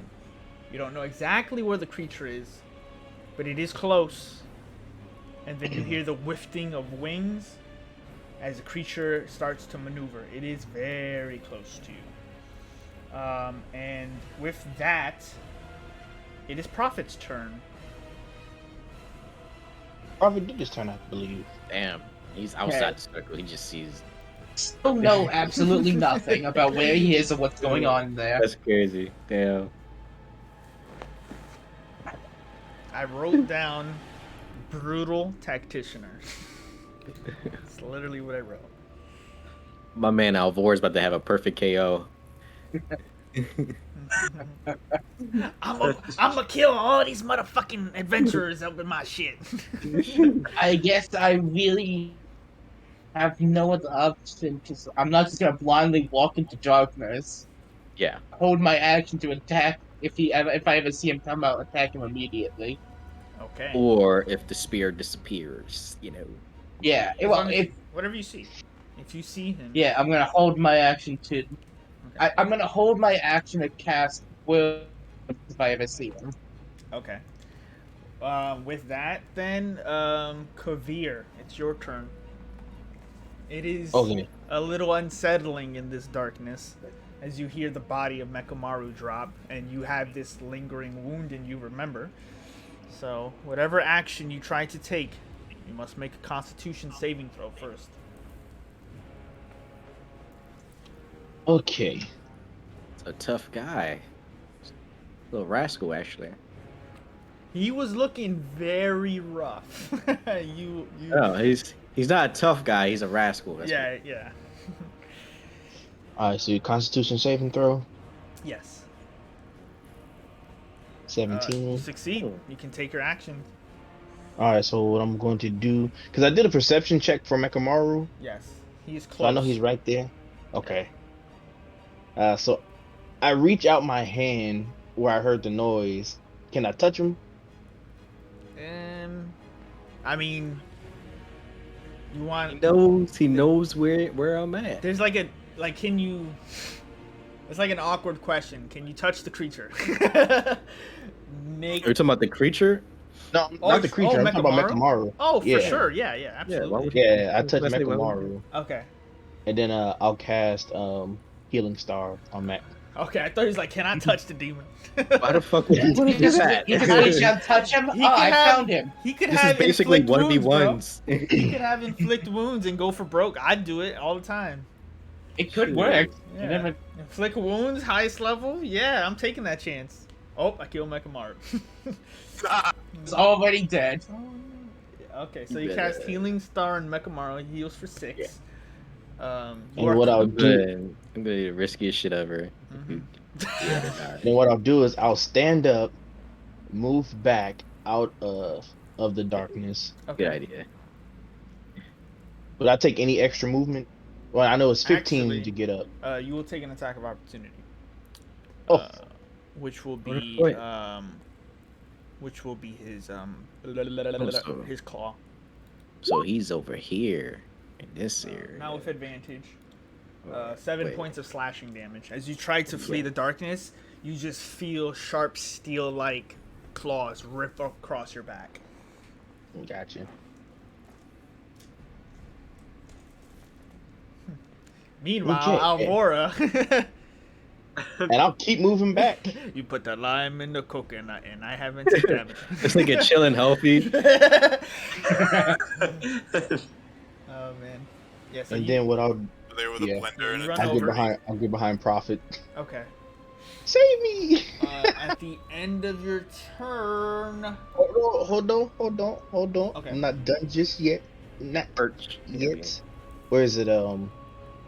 I'll use Second Wind. Okay. Bada boom. I forgot. What did I roll again? I think it's a D10 plus your fighter level. Yeah, so I'm level 2 fighter. So yeah, 1d10. Mm. Move turn order. All right. Fine. So at the end Oh of my your God. turn, oh wow, it's plus your fighter level at least. Better than mine. It's only +4. That's Yeah, be That's- careful. I mean, that's 4 more hit points than you had before. we've been there where 1 hit point is the difference. I'd give anything for 2. Alright, that's my turn. All right. At the end of your turn, he maneuvers. It is Alvora's turn. I can't see Kabir's health. I'm at 7. 7. Okay. I fly down, and I will open up my hand, and there's like a white feather in it, and I kind of like blow it towards him, and kind of lights up Mm. as it disappears into him as he like lights up a little bit. Okay. Cure wounds. I used to be an adventurer like 9. you too. For Till 9. I took an arrow into my side. And then the extra 1d8 will also go to Kavir for another 10. So 19 he goes for. And Jeez. I fly back up I don't like in that. my corner. I don't like it. I do.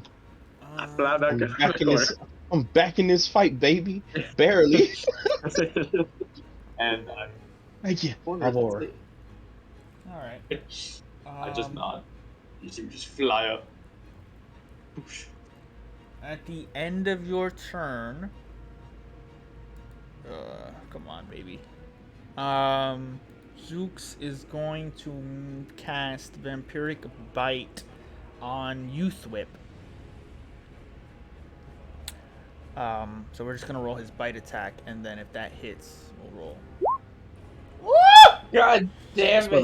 motherfucker's always moving. God. Let's go. All right, so that's not his bite; it's just his vampiric. So that's 3d6 turned to Damn. 6d6. Oh yeah. Wait, what? Because the play doubles all. You should 3d66? It's No, 66 now. Yeah, 66. Because it's vampiric bite. So. Oh yeah. Are you serious? So Thwip, You took him down. Thwip. I thought I was here. You're in the darkness. You're hearing chaos. Your friends are fighting. You just hear screams and terror ripping through the battle. Darkness around you, and then you feel something terrifying. You open your eyes, and a bat-like creature, its head the size of half your torso, is biting into you, sucking the life from you. Red, dark eyes are draining the blood. As you take 24, he heals for 12. Needed that. It's like you're making me not do crowd control at all. Since my turn is next, as soon as he bit me, can I stab him? You had your bow out. Yeah. I'll shoot him. Fuck it. I'll take the Alright. disadvantage shot. Oh, for sure. But it was already disadvantage because you're blinded. Yeah, no. So yeah, go ahead, make your attack. It'll miss as you're trying to get a shot off, and the arrow fires off like a few feet away from you. You are fainting. The life of your heart is coming to a still. Fuck. Oh, sorry. By the way, Corin wouldn't have been able to do much. He's going to move to the center, and he was going to hold his 2 attacks and challenge the beast, and that will be. So I'm probably going to regret this, but I'm going to regret a lot of options in the next couple seconds. It's only 20. It's only 24 damage. It doesn't like fuck my max HP up, right? Oh shit! Let me double check. That might be important. Oh shit! No, Does it? No, it doesn't. Oh, okay. But I can keep casting it. What? Hey, that's dope. That sucks for you. Yes, your turn. So, well, I already made the attack, right? So. No, that was your held action. Now it's your turn. Does that still count? No, it's a reaction to use an action held, and that took place at the end of Alvora's turn. He bit you with an attack. Okay. So at the end of turns, he can. So far, you guys notice he's been able to maneuver, attack, or cast a spell. Okay. He's done only those three things. But it is now actually 100% your turn. Okay. So judging by the situation I'm in, can I actually disengage? Yeah. Okay. Well, I'm Disengage just allows you to physically say, I'm preparing to block attacks from all angles and maneuver out of combat. Okay. Yeah. So I'm disengage. How high is this lip right next to me? 5 feet. 5 feet. Okay. I'm gonna climb that. Okay. So remember when you do 5, it just takes up double 15? the movement of it. That's So 10. 15, right? Yeah. No, just 10. Well, so if it was 15 gonna be 5, it would take up 10. Well, movement. I moved sideways, and then 15, right? 10 sideways is climbing fine. up. You don't have to take up more space for moving sideways. That's Okay. fine. All right. Normally in D&D you do, but we don't here because. Well, I was gonna get about here anyway, so I should be able to make that, and then that's gonna be it. Okay. With that, Mekamaru, it's your turn. You are prone on the ground because you were dropped to 0, but then Kavir healed you, so you are conscious, but you're on the floor. So what would you like to do?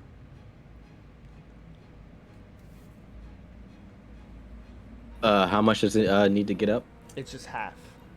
So if So your 15? movement is 30, yeah, it's 15. I hear no bell. Okay, so Kavir was over here, so I'm gonna go. Alright, I'm gonna go right here. Okay. Hold on. I don't want to miss again because I can't take it anymore.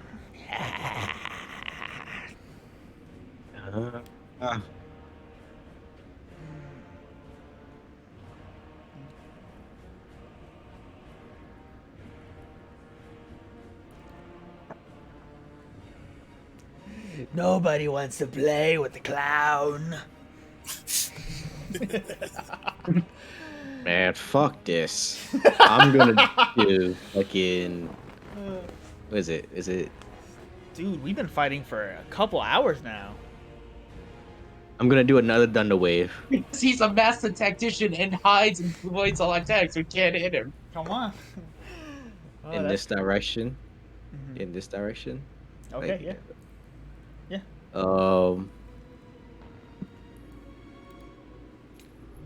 Each creature in a 15-foot cube. So is he in this area? Go ahead and roll your thing. You just roll everything and then I'll tell you. Okay.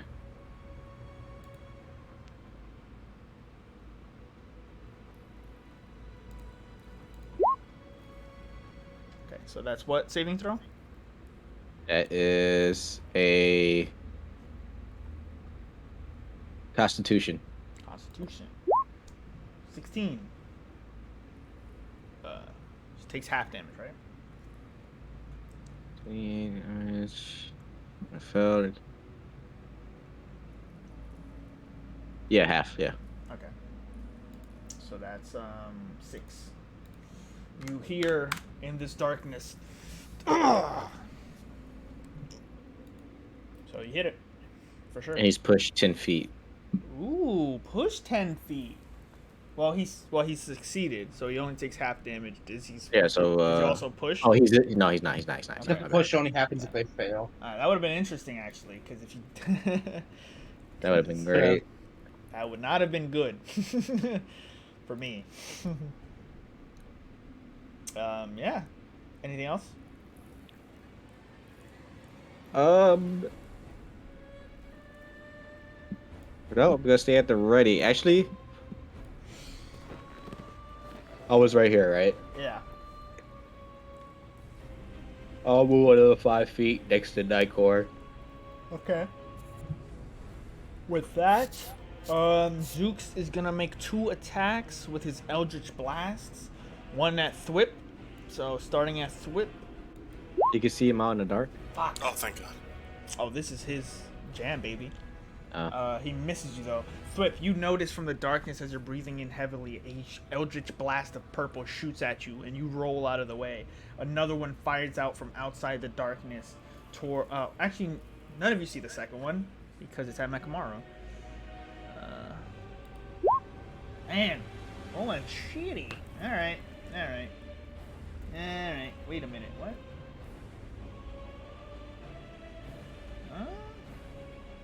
Okay, yeah. Okay, I just rolled shitty. Yeah, 2 blasts are fired. That's his turn. Prophet, your go. Okay, so do I see the blast come out that almost hit Swift? Yeah, it's somewhere in this darkness. So It's an orb of darkness rather than like a fog of it. I know, but you do what see I'm it come. thinking, Yeah. what I'm thinking is he's going to, like, do mathematics and triangulate where it came from. Make So he's an gonna- intelligence check. Well, I was just gonna like run to like where the line of where it came from and just run straight in where it came from. But yeah, I'll do that. Yeah, make an intelligence first. This will help you. Intelligence. Here we go. That's a 10. Somewhere in this area, and it's at least a 25% area. Well, I'm gonna say fuck it and run into this over here, Okay. and I'm going to take dodge action and end my turn. Okay. With that, at the end of your turn, he's going to recast Vampiric Touch with a straight roll, because you're dodging, right? Yep. You're blinded. 8. You feel That the bite of Zooks nearby, and you raise your guard just in the time and block it. Man, I was hungry. Kavir, your turn. Yeah, this is a long fight. I didn't realize that. Yeah, going invisible is Comparing your tactician. yeah. Baby. Either that or we're just idiots. No, you're all doing very well. To be honest, I'm just being very. He's being very protect. He don't want to die. No, he's acting like I would if I was in his condition. Like, fuck you guys. I'm not gonna give you. You guys fucked him up pretty well, and he was like, "I am doing what I'm not supposed to be doing, and I'm gonna die unless I get smart again." So what I'm going to do is I'm going to shoot Fireball. in this. No. Fireball. No, I'm a bonus action magic stone, Okay. and I'm gonna aim up in the air, somewhere around 50. You know, triangulate around 15 feet. You know. Make an attack roll with disadvantage. Gotcha. Don't hit us. So 18 to hit. 18 just hits. What? Because he has partial cover, and he's in total darkness, but 18 just hits. Wow. 3 damage. All right, Mekamaru, you take 3 damage. I'm just kidding. That would be funny. No, you hit 3. All right. You fire off. You think you hit something, but you can't confirm what you hit. Yeah. Yeah. And then I'll move behind this little That was a lucky pillar. shot. Yeah. And that'll be my turn. All right, Alvora. Do I see Flip from where I'm at? Yeah, because, well, you can peek over the pillar and see that he's standing on that high rise or So balcony.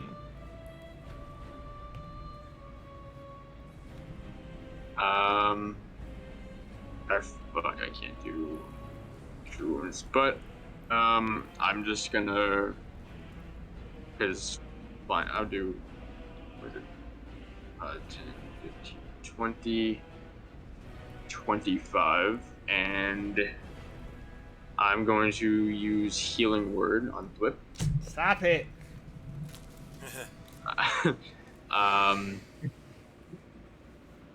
So I'm going I can only Eldritch Blast so much. If he's gonna stay invisible, wiggling. for a 7, and then he also gets the extra 1d8 for 6, so it gets 13 back. All right. Oh, well, glad we take that. Okay. I'm glad And- I'm glad the cleric doesn't have to take the wound anymore.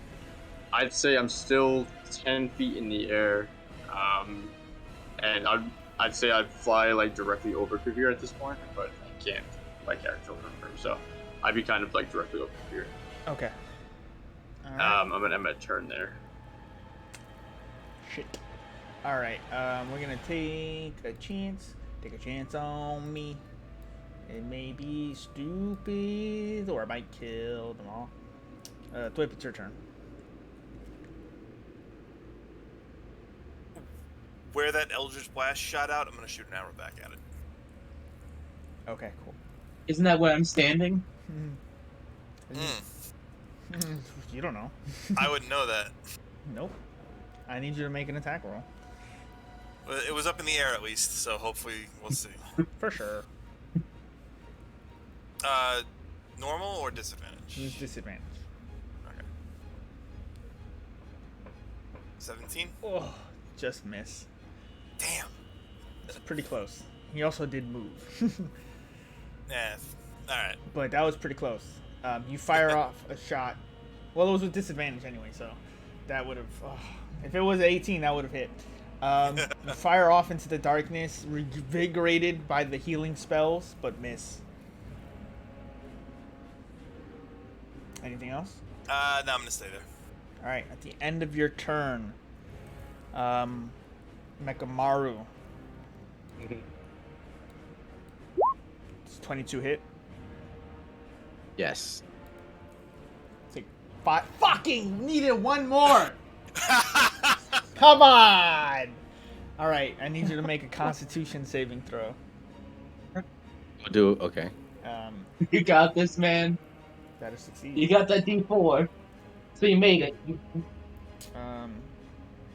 You only need a 1. Actually, Prophet, you've taken a bit of damage. You think you maintain concentration? Just Well, with one cast, I at least have advantage. You've been attacked at least twice, right? Yeah. So just make me 2 Constitution checks with advantage. Alright. And we'll use the regular DC as long as you roll above a 10. That is first is a 13. For sure. Second one. Second one is a 15. All right. So, yeah, for damn. sure. So yeah, Mekamaru, with advantage, you do succeed. You mother. You. So do I not- went down to 1 though, right? Yeah, and you do Okay. not take a lingering injury. All right, it All right. is your turn. As you get attacked, by the way, you feel Zook's very close. Very close. He Very bites close. you. All right. He bites you. Say that. Very I'm close. going to. Gonna. Fuck it. Fuck it. Gonna put it right in the middle. Okay. Sorry, everybody. I'm going to throw my last ice knife, Okay. and if I don't hit, it's Remember, gonna- it's with disadvantage because you're blinded. yeah. Disadvantage. Try. Oh yes. Oh yeah, baby. Kazuto Reborn. Roll me some damage. Don't want to. I don't want to. Corin takes 3 points of damage. He'd be alright. Yeah, he's fine. And then Other eye. make a dexterity saving throw, Prophet and Corin.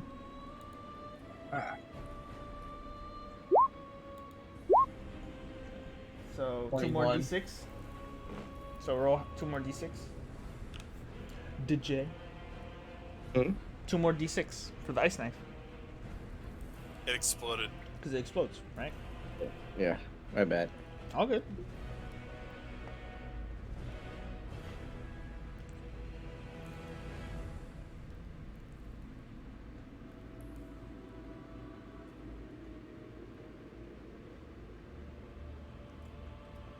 Okay. Oh, sorry. I see. So everyone takes 2 more damage. I think we both succeeded. Isn't it half damage though? Or full Is damage? Is it half or full? Half. It's half. For the 2d6? Yeah. What's the radius though? One sec. Um, The radius. Just outside to hit him. I just want to know if he hits himself with the. Does he take himself? Does he take himself The out? target and each creature within 5 feet. You are. Oh within- no! I think you're down. For So Makamaru throws the ice knife and then I goes. think. and- Created math. yeah, because you said in the middle, right? Yeah. Yeah. So you take 2. You literally take 2 points of damage and go unconscious, You took yourself down, man. which is good. Because 2 things. 1, Corin's been holding his action, so Corin gets to make 2 attacks. The problem is Corin cannot see it, so we're just gonna roll a straight attack since he normally hits everything. So first, Corin is gonna make 2 attacks, as a normal NPC, which are disadvantaged. So first is Halberd. 21 hits. Oh shit! Never mind. It's not good. Ooh, Fuck me. Swear to God, if my NPC kills my NPC. Hell, lich. Oh my god, that'd be like the perfect end to this. Corin, Yeah.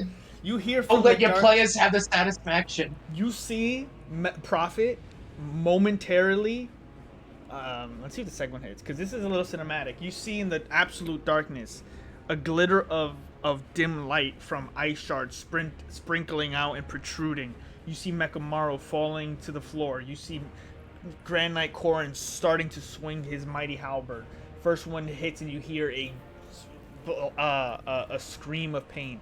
Second one, natural 1, baby. Oh, that's a double natural 1 as well. Oh yeah, I'm hitting you. Sorry.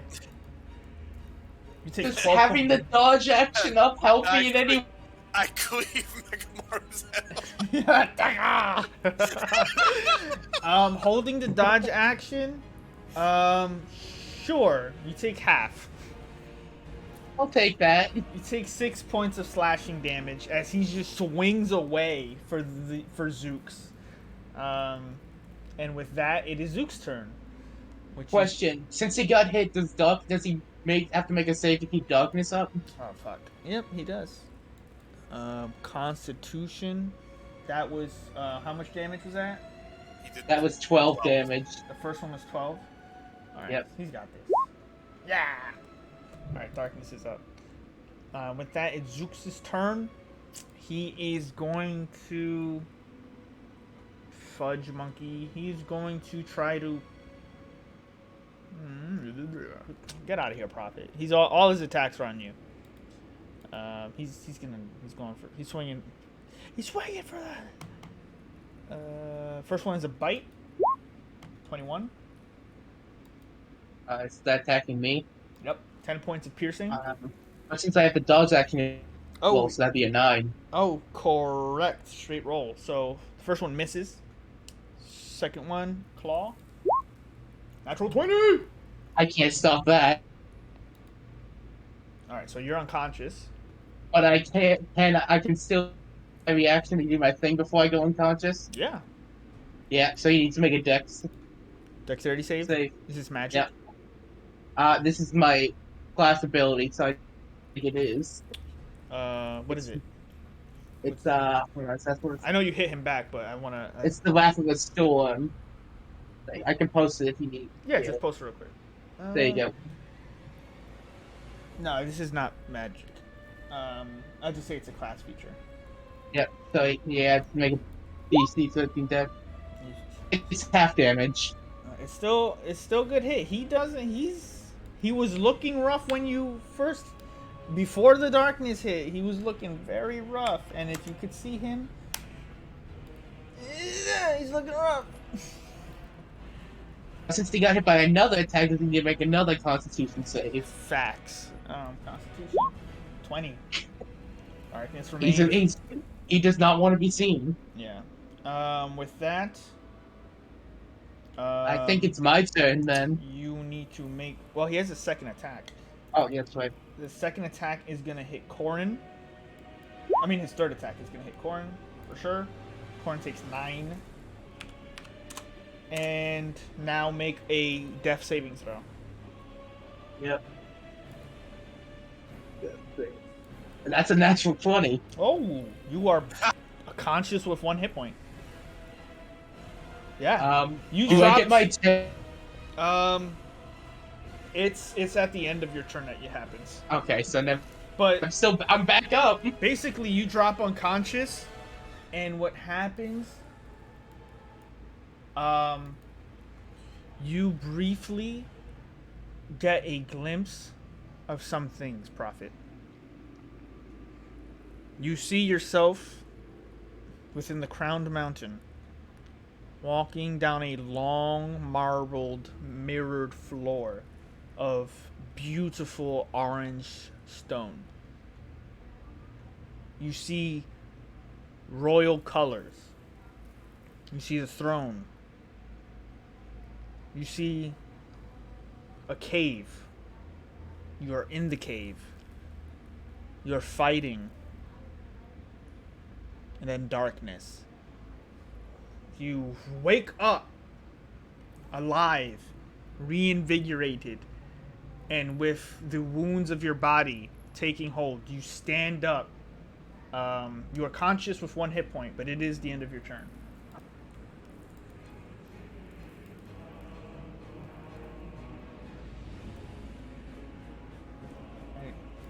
Kavir. Your turn. Okay. Gotcha. So what I'm gonna do is pop out. I don't know why, but I'm feeling lucky. I'll aim somewhere right here. Okay. And so what I'm going to do is B6. Profit goes down.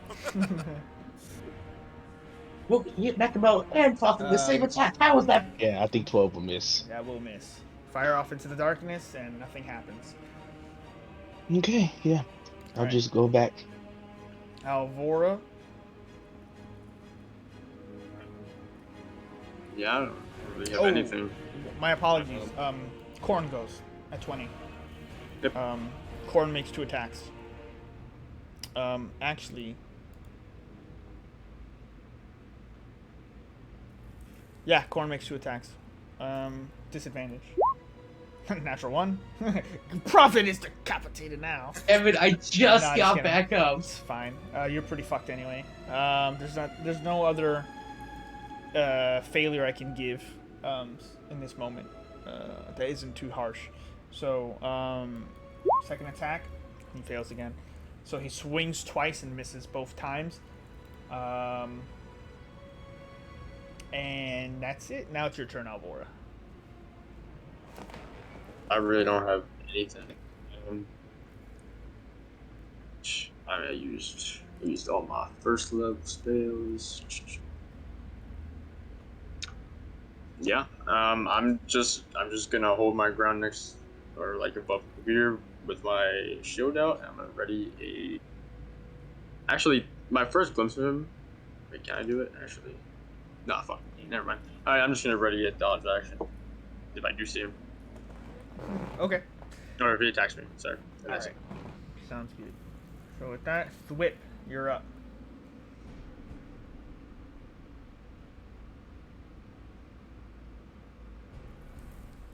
I'm gonna knock a hardened arrow and keep my attack action. Okay. Alright. Mekamaru, you're unconscious. Make a death saving throw. There's one failure. It is Zook's turn.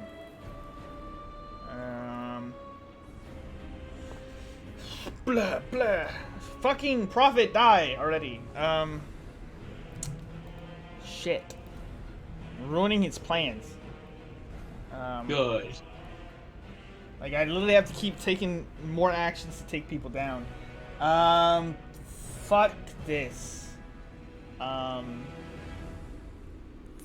3 attacks at Corn because Corn's in his shit too. Bite. Advantage. Hello. There we go. The mother. It's 9. Then bite. Then claw. There we go. 15. And then claw. Yeah. Constitution saving throw. Woo! Yo, and he has a lingering injury. Don't do him like that. Do you know what happens when you have a lingering injury? Oh no, does he just like instantly die? No, we roll on the severe injury chart. This man's gonna come back and lose his after this fight. Ooh. Oh, you have a scar when it gets. You have a scar which gets painful when it rains, sleets, hails, or snows. Whenever you attempt an action in combat and your scar is giving you pain, you must make a Constitution saving throw or lose your action. Oh yeah. So you just hear the ripping, tearing, and slashing of combat between Corrin and the demon, and you hear a tremendous pain scream from Corrin, and yeah. With that, it's Prophet's turn. The creature is right in front of you. You see the combat. It's pushing against you. You start to get up and rise from the darkness at 1 hit point, bleeding, and knowing that in this darkness is the terror of what you are all facing. If you want to get the Eerie back, you gotta kill this creature. I'm going in with my hammer, bro. Alright. Make your attack. So is this at advantage or normal? Because technically, I know he's right there and flanked by Corin, but it's Straight roll. right roll. Okay, good to know. Yep. Alright. A hammer. Oof.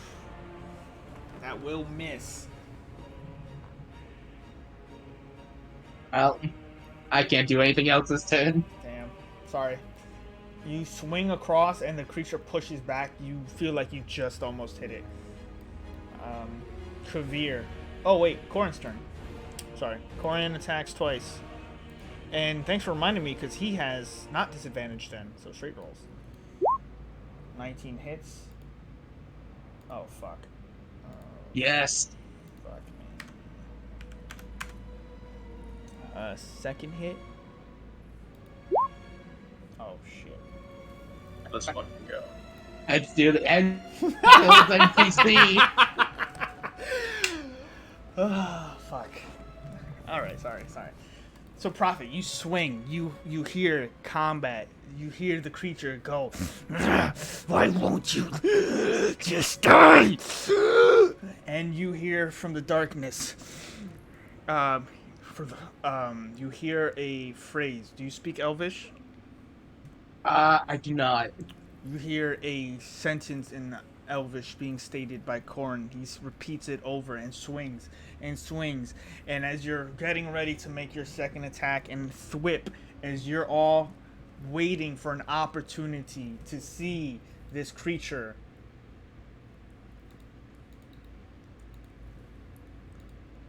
the darkness fades. And you see, gritting its teeth, painfully holding on to the halberd that has embedded itself into its clavicle and penetrated deep into its torso.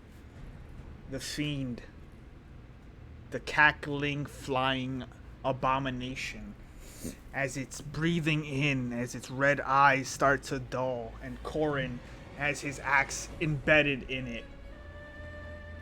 He says, and that is for the Eerie. And he removes his axe and aims underneath and cleaves its legs straight off. The creature falls to the ground, reaching up, trying to fly, and its back hits the stone. And as it does, he puts his foot onto the chest of the creature, and he looks to you, Prophet. How do you want to do this? I say, friend, and I lift my hammer up and smash it down. Okay. As the creature looks up in terror, it screams out a dreaded word. I need everyone to make a wisdom saving throw. We have a advantage on this one. Yes, you do.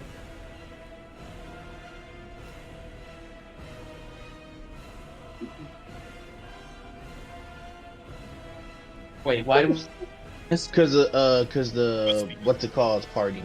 The hero. Oh, the hero's feet. Oh, let me reload Yeah. it then. I'm fine with that one. Okay.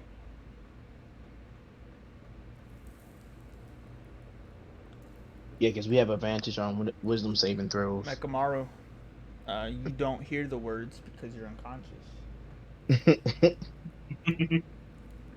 Okay. You all hear some word being screamed out. And as the word is screamed out, none of you actually hear or understand its meaning. And the creature dies from the final strike of Prophet's Warhammer. And the group that still remains nameless. You have slain the mighty fiend that has for centuries plagued these halls. And that is where we're gonna take our break. I want to heal Mekamaru Good job, before the guys. break. I did enjoy that fight. That was a good one. And that fight was tough. I ain't gonna even lie. Yeah, I couldn't do shit. It's always great to see a boss that doesn't have to be like super powered to be a difficult boss and relies on tactics. It's great. Yeah. God It dang, was- invisibility. Invisibility I and was hiding thinking in the darkness. word help too. This entire fight is the reason I wanted Fog Cloud. Oh, Yeah, fine. it be like that. Because I want to do that to people. Well, it was a really tough fight, and you guys did very well overall. It was so many close calls, and I probably could have killed him on multiple occasions, but each time would have put him in a very. He was low for a long time. He had like 15. He had 15 hit points, by the way. And Corrin's first halberd attack did 10, and his the second did one 5. did 5. That's why you laughed. I laughed. Yeah. I was like, fuck.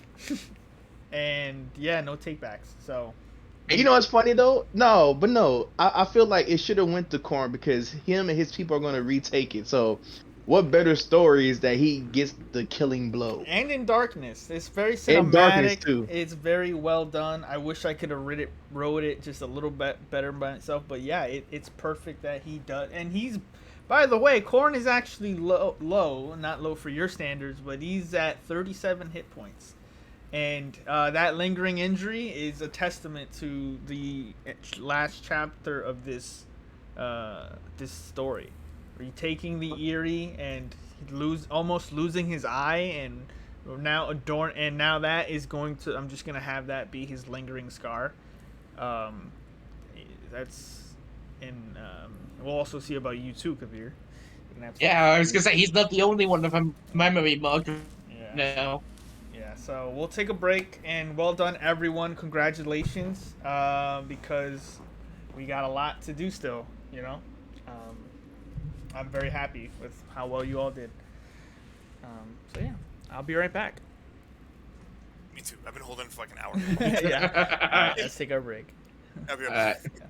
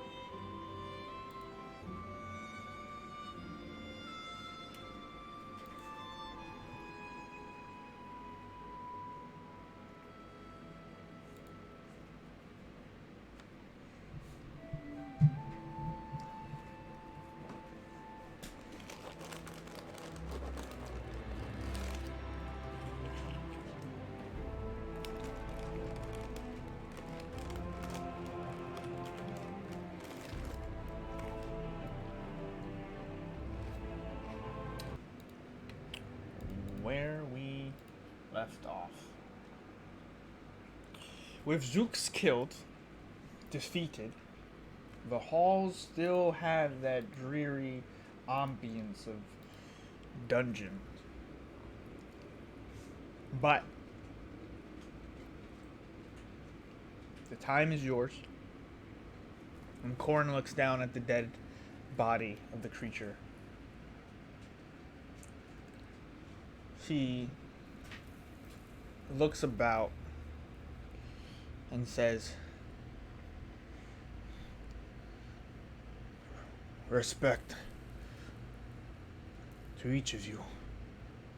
My utmost respect." You also now see that his eye is glazed white. That eye probably no longer sees for him.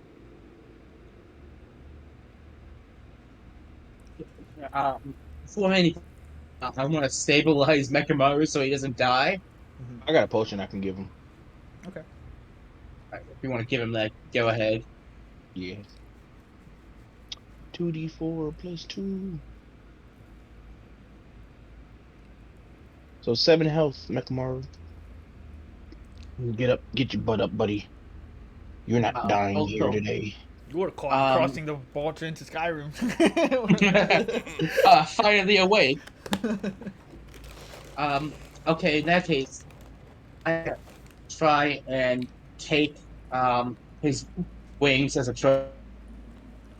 His wings. Oh shit. I'm gonna whip off his wings and take them.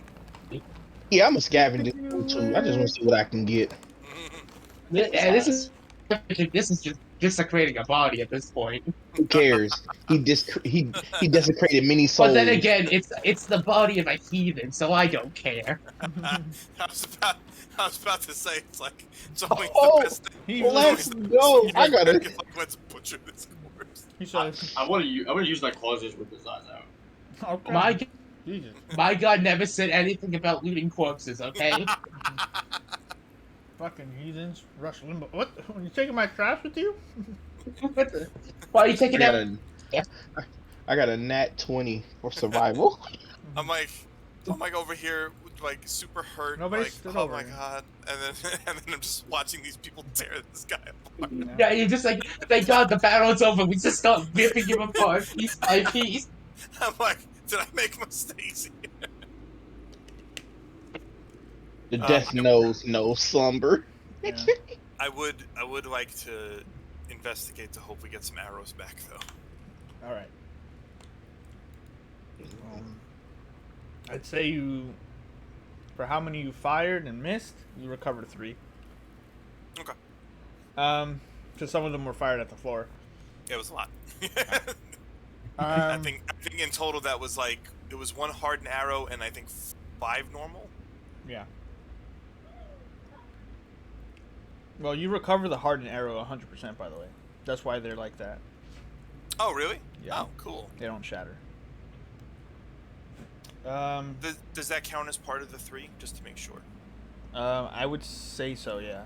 Okay, because I want to take 1 off. Thanks, I added 3 to the normal. Yeah. So searching about profit, you start cutting up you just start hacking away. Corrin takes a seat at the staircase. Kavir, what were you taking off, or what were you? I don't know anything that might look interesting or I might be able to use later. I just actually no idea. I just went over and it's like, let me see what I can get.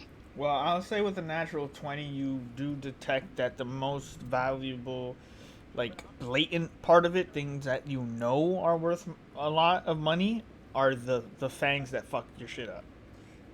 Oh yeah, I take those fangs big time. So it's very much reminiscent of the Terror Main you fought. Mm-hmm. With that, so 2 perfect demon fangs. Those suckers. Yeah, if you're going to go for the wings profit and the eyes Alvora, you also both have to make me survival checks. As Corrin's like, respect. They're just just start. Unfortunately, it's very low. God damn it. That's funny. I run over. I take his feet and I start using his feet.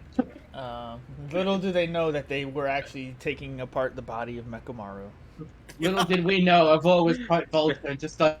Well, Alvora, you look at the two eyes and just thump, thump, just pluck them out. So Smack them in the back of the head and they fall out. mark 2 perfect demon eyes. Got it. I don't know where the fuck you guys are storing these.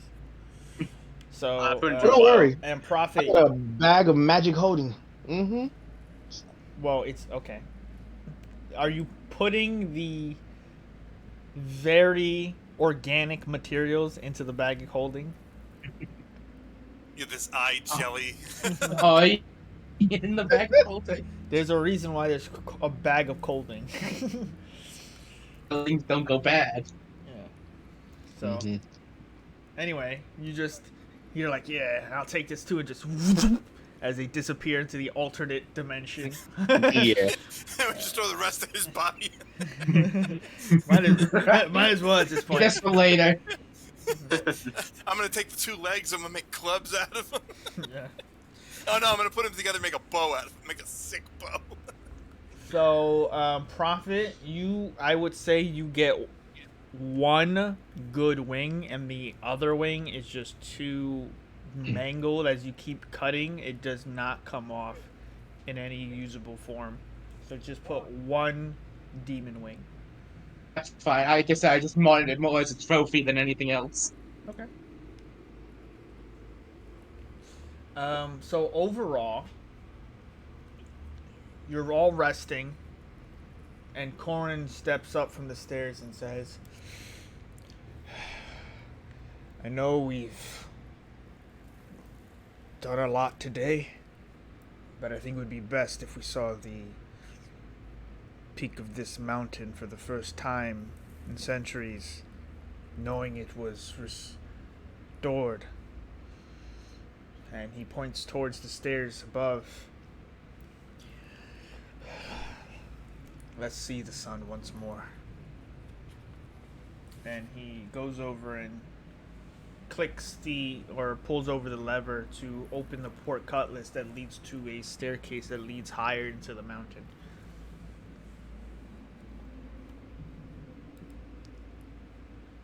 I follow along. I was gonna say, split us. And I follow. I'm gonna start about the stairs. Okay. The stairs do actually have a light source coming down from up on above, and it's a good welcoming sight.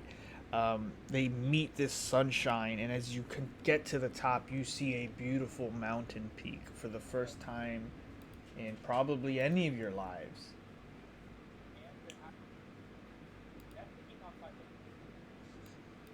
You see patches of grass as you ascend the staircase and meet the winds pushing through you all. As you see, your eyes hurt momentarily and have to readjust. You can see the surrounding regions of the Eyrie, the Greenlands, the lake, far off. And on a side path of stairs, you see something beautiful. A large reliquary.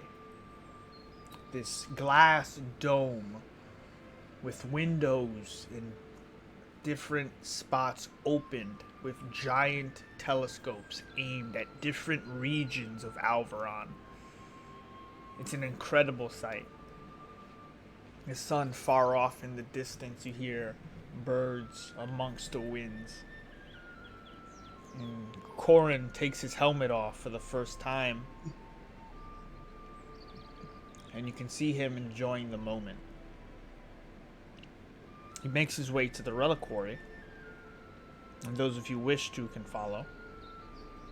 Follow. We are super high up right now, right? Oh yeah, we're at the top of the fucking mountain. I am too too enthralled by this to even go anywhere. I don't even notice them walk off. I'm just like, Fuck it, I go. I'm really happy, so I start flying around. Okay. What's the worst that could happen? We die. Let's do it. Leave it to the birds to be memorized by the height, not the view. You see the entrance of this reliquary have a simple glass door that has been broken.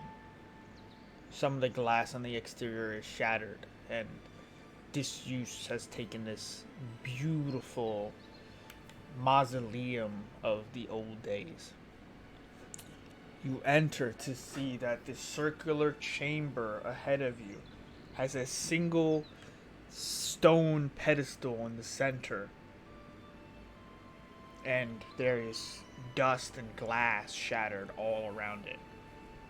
There are stairs around the circular center that lead to different telescopes with different golden plaques that say the names of locations of old.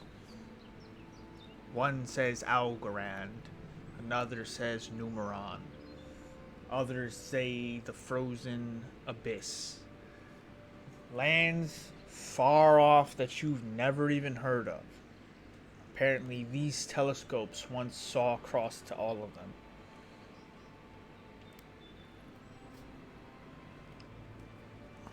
You said some of that glass is broken. Mm-hmm. Can I see if there's any pieces of that glass like somewhat intact? Make an investigation check. And the glass is mostly from the windows. Yeah. As I'll still make an investigation anyway. as I'm staring out over this just crazy sight I haven't seen before, am I still compelled to figure out those 4 letters? Make a wisdom saving throw 7. with advantage. I just minimized it. 19. No. Then as I'm at this mountain peak, I'm gonna take that crumpled cloth see a that cloud had all the of letters Devon. on it, and I'm just gonna toss it off. Okay. The parchment Devon would have been flows right. into the wind. Demons. Yeah. The parchment flows into the wind, far off into the distance, until you can't see it. Come here. The glass is mostly from the reliquary itself. This dome is made of hundreds of windows.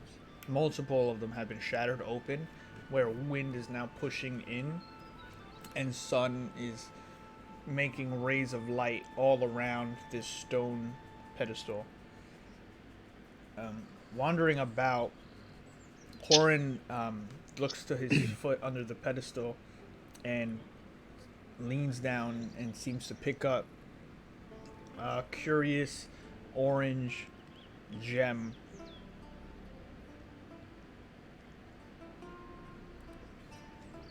He places it onto the pedestal.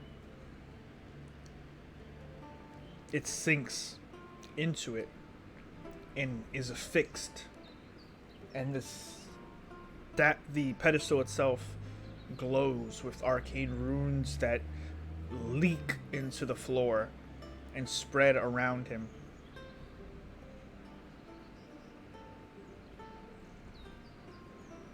A compartment pops open and loosens. Korn looks about at all of you, curious, and then takes it. You see a key, long, and the shape of its handle is that of an eye. Anyone who has religion can make a religion check. Anyone who has history can make a history check.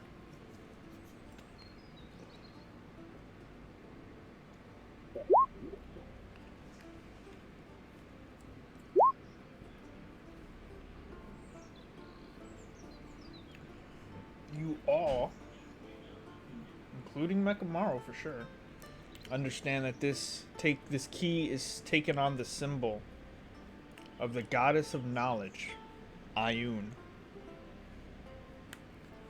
Can you spell that for me? Yeah.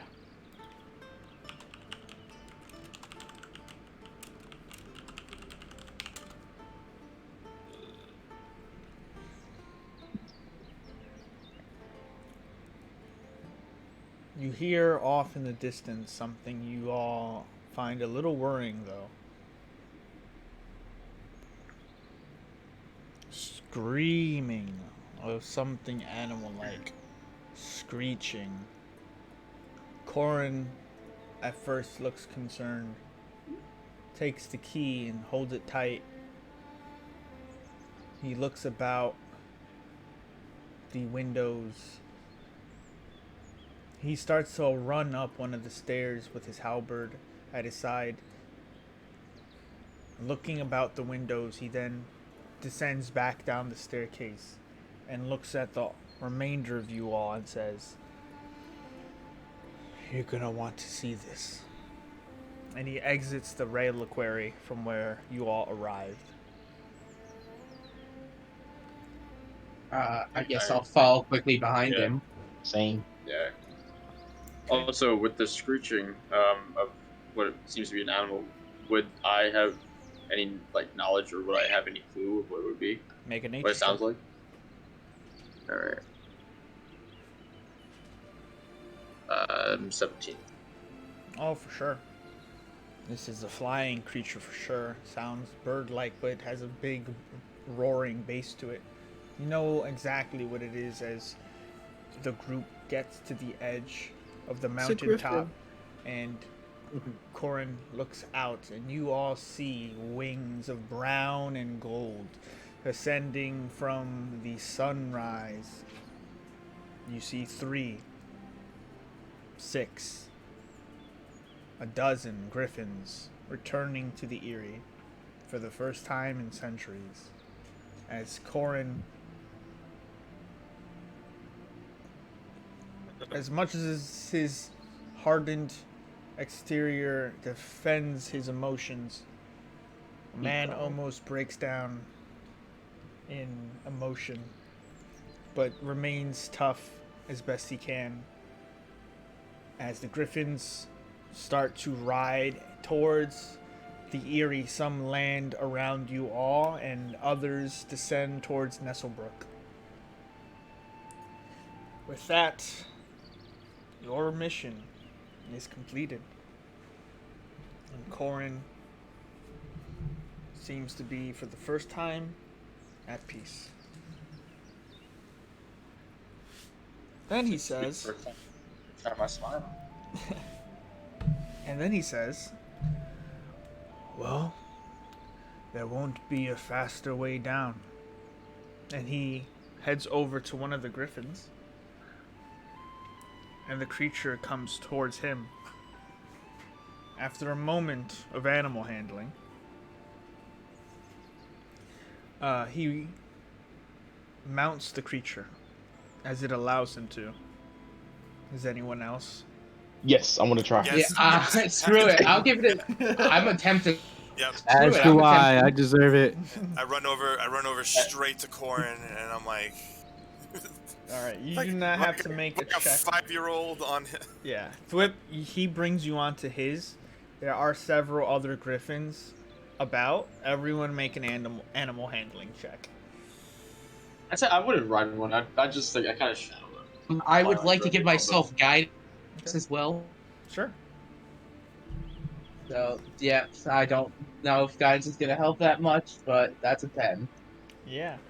You all kind of get onto the griffins that allow you to. The griffins themselves seem extremely obedient, but prideful.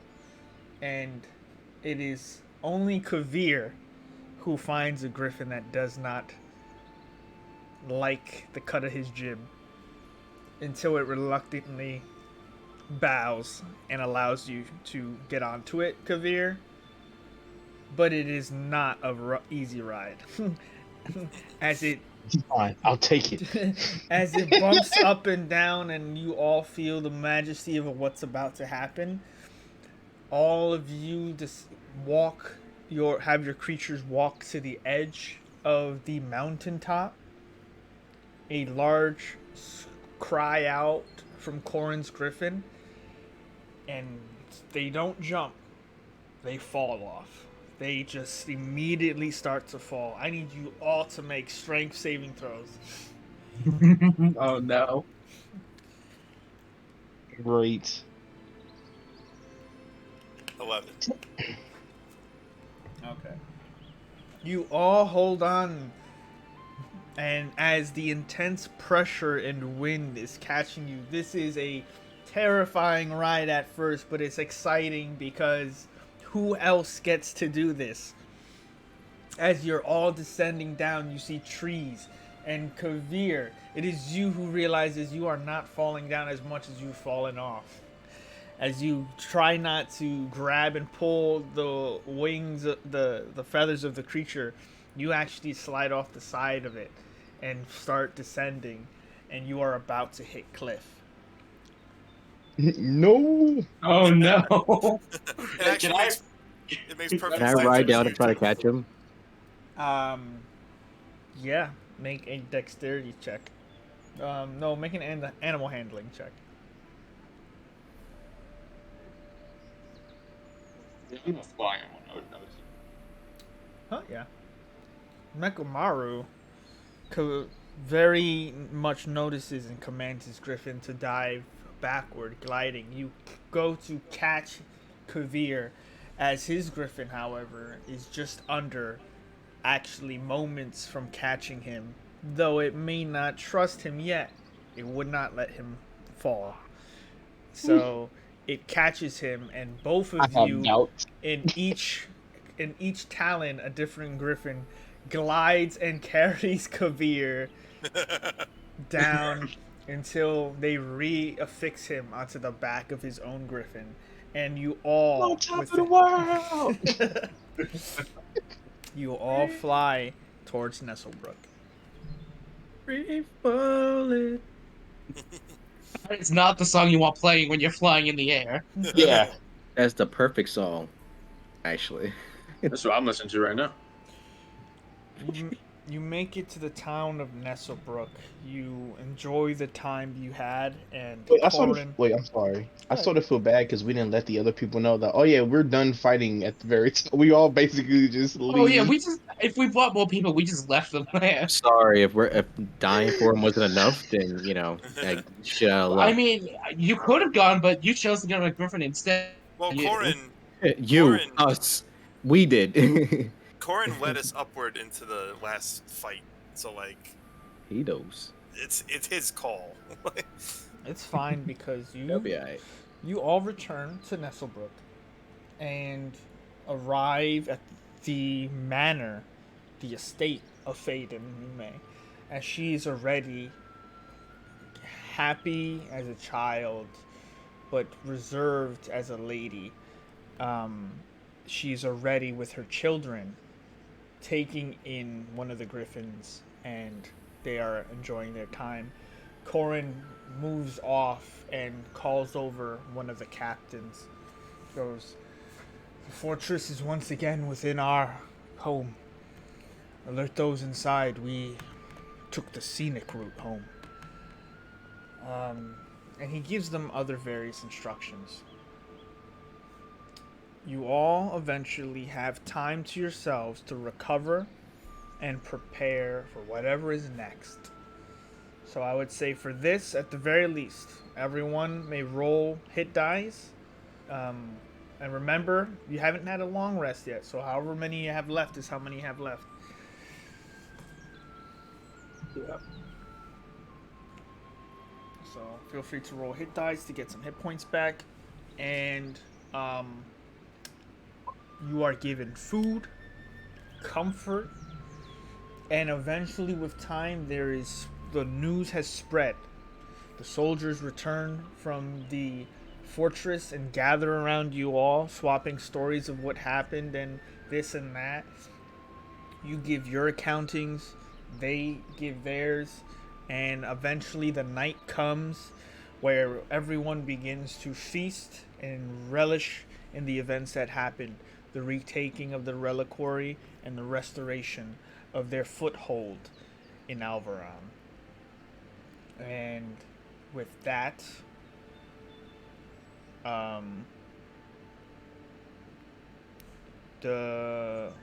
what would you all like to do here in this moment? Go to a doctor. Go to a doctor. Can I drink my potion that I do have? I would say at this point, if you want to drink your potions, you could. I'm gonna go with Kavir. I'm gonna drink my potion and then make my way to a shop to like try to find something to buy. For Okay. potion of healing, what is that? 2d4 plus 2.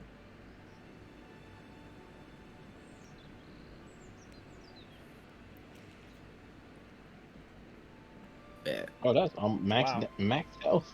Yeah. The max, yeah. Okay. So you drink. You're searching for a shop. Yes. What were you doing, Thwip?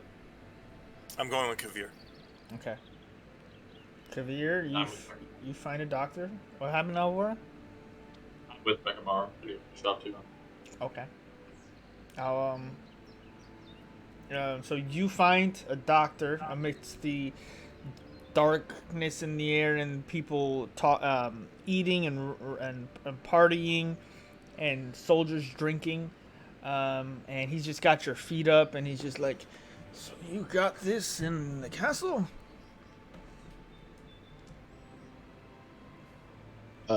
He's talking to me. Yes. Did you suffer any brain injuries as well? No, not brain injuries, just a abdomen injury that I would like for you to look at. He pokes it and it hurts tremendously. Ah! He's just like, yeah, that'll do it. Demon. Yeah. I was able to stop most of the bleeding with healing magic, but I think this is a little bit beyond regular magic. No, it's just about application. Here, hold him down. And Do it with me. he casts the same healing magics you've seen before, but just to restore. He casts restoration on you, and no hit points are restored, but the wound itself is fixed. Oh, not even a scar? Some scars linger, and he just drinks from his flask. Oh, but you'll be fine. No scar. Okay. Thank you very much, sir. How much do I owe you? That will be.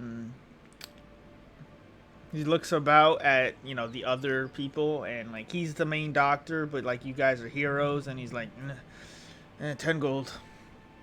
And Okay. Yeah. I give him 10 gold. Yeah. I'm at 89. And you find a shop. They're mostly closed at this point, Makamaru, but they see to you since you're sort of like a little famous here. Can I help you?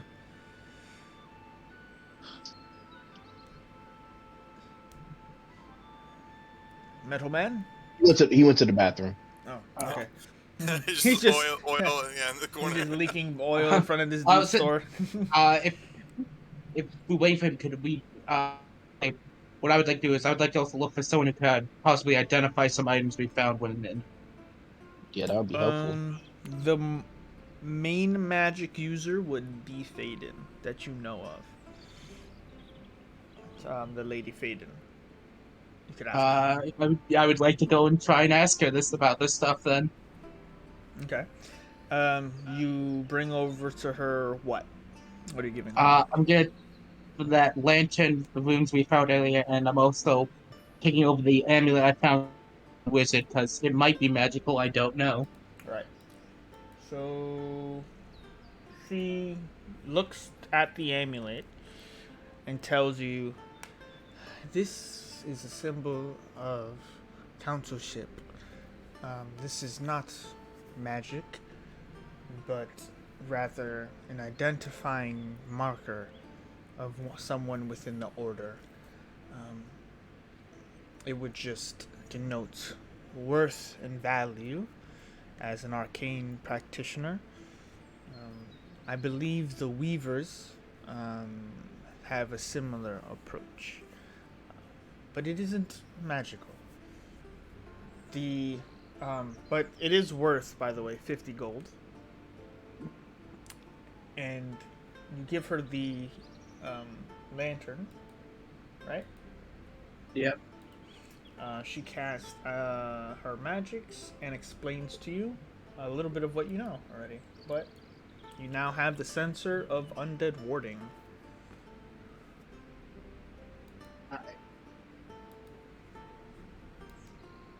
That could be very useful. Okay. Well, we have to get that back though. Oh. I don't remember. I don't remember that. He don't have to know that we found it. He just said we had to find it. He never said about giving it back. Yeah. We could have said it got destroyed during the fight. Let me see, because I might have that written down that he said specifically I need that back.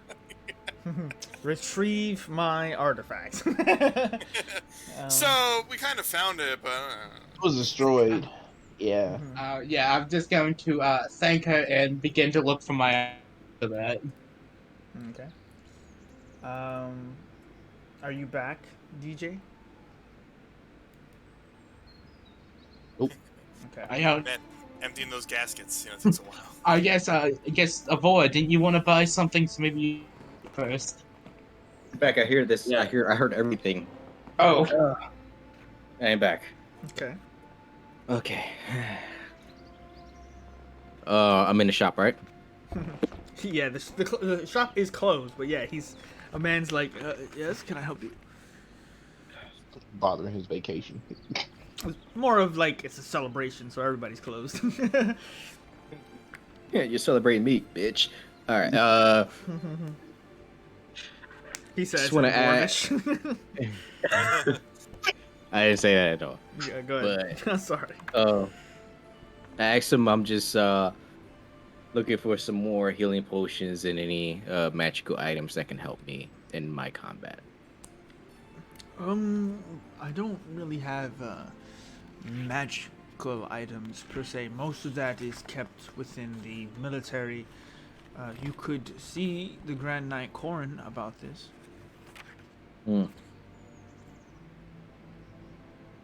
Okay. What about healing potions? That would also be magical. I only sell most general goods, the cloaks and food. I'm sorry, I don't actually carry anything arcane. Any special cloaks you have? This one is made of silk. Ah. Well, thank you. And I leave. I kill him. He's like, I kill him. I take the silk cloak and I strangle him. Super disappointed, Mekamaru. Yeah, you're not carrying back. This cloak is made of. It's also Really? That's it? Don't you know? This is Dungeons and Dragons. If I want a magic item, I should get it. I do really like the idea of he doesn't know how to deal with like people still, so like he just shits on this shopkeeper. Yeah, it's just like sell magic items. How disappointing. Just pushes you into your own merchandise and walks out. It's just like, okay, magic items. I guess you have no use then. Goodbye. Just leave. Trash. So, what are you looking for, Bye. Alvora? Well, I would hear him say that he's, you can see that he's close to this. Let's say, I'm not here to shop, and I don't need to bother you. I just have a general question, an inquiry, actually.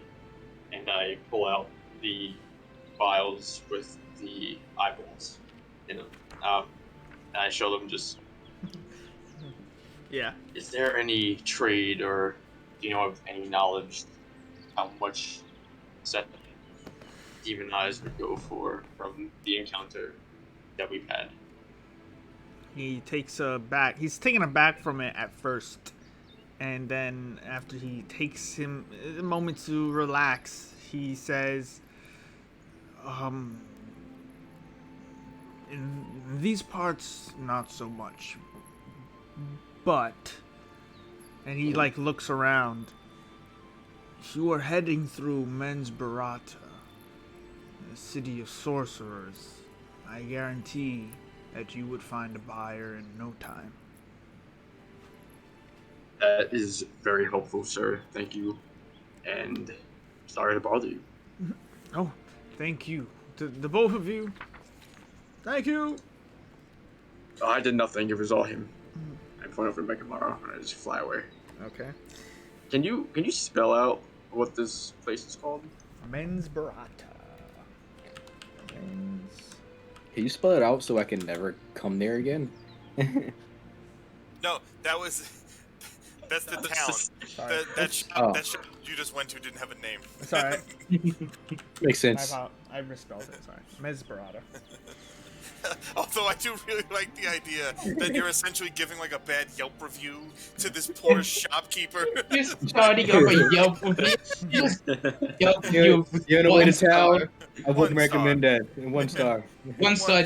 Decent Items. combat encounters par shopkeepers. Did not have goggles of wine.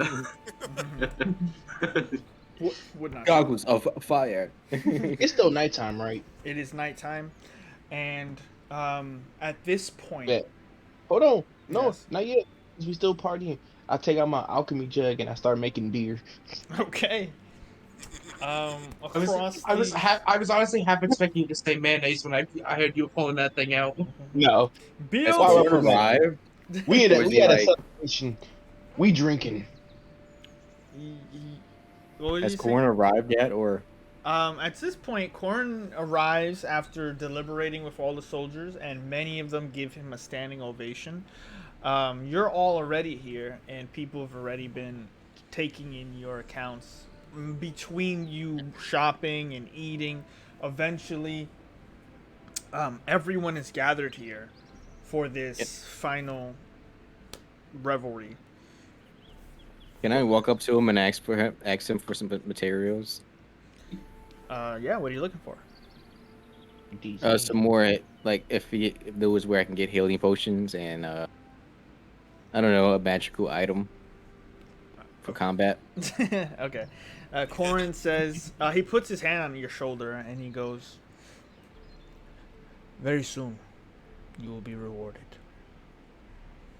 And he takes a seat with you all at this large table. There's several tables. There's like 6 of these massive tables out in the open field near the lake. Some soldiers are completely drunk, but most are still on watch. Eventually, Fade and Nume stands and everyone goes quiet, allowing her to speak. "I want to thank today our heroes, our adventurers who have put themselves above and beyond the call of duty. Those who have taken a task for payment, but has shown honorariness worthy of recognition. I know you all have come a long way and endured a great many things, and your promise of payment has been given by another. But we would like to extend our own show of appreciation." She has a man come over who is holding a wooden box. Like where this is going. My face grows big. My smile grows huge. She says, "May these grant you the recognition you deserve in our lands, and all those who know of the hospitality and talents of the Eyrie." Each of you are given a sort of pin symbol of the Eyrie, which is a griffin with wings sprawled out. It's pure gold, can be worn in any way you wish. And she says, as those are symbols, these are the actions that go with them. She gives each of you a very well thick piece of parchment in a leather-bound tube case. Those of you who open them, read the following long, drawn-out statements and phrases that eventually lead to are hereby titled Esquires of the Eyrie. So you are all given the titles of Esquire. And she says, and of course, though payment has been offered, a small sum to get you home and return you to whatever life you wish to leave. Coin purses are brought to all of you. You each get 100 gold pieces. Oh, that 10 don't even make no difference now. I'm rich, bitch. Yup. So each of you 100 gold pieces. And she says, if there is also one more thing I can burden you with. I heard you all came from Landrum. If you could return this to the Master Artificer, I would greatly appreciate this, as our reliquary will be needing the fine craftsmen of the gnomes once again to restore our sight across the realm. She passes you a letter of service, and it blatantly just talks about the need for craftsmen and master tinkerers to help restore the reliquary to operational use. Of course, we can do you this favor and bring this to you. There. And I'll take the order from her. As she's coming to a close, Corin gets up and like waves a finger at her, and she goes, right. Upon the fall of the fortress, many artifacts were lost, but brought to Numeron for safekeeping even before its fall. Very little remained within the actual vault. But what was there is yours to have. And they bring over what looked to be a pair of bracers and a long wand of blue teal.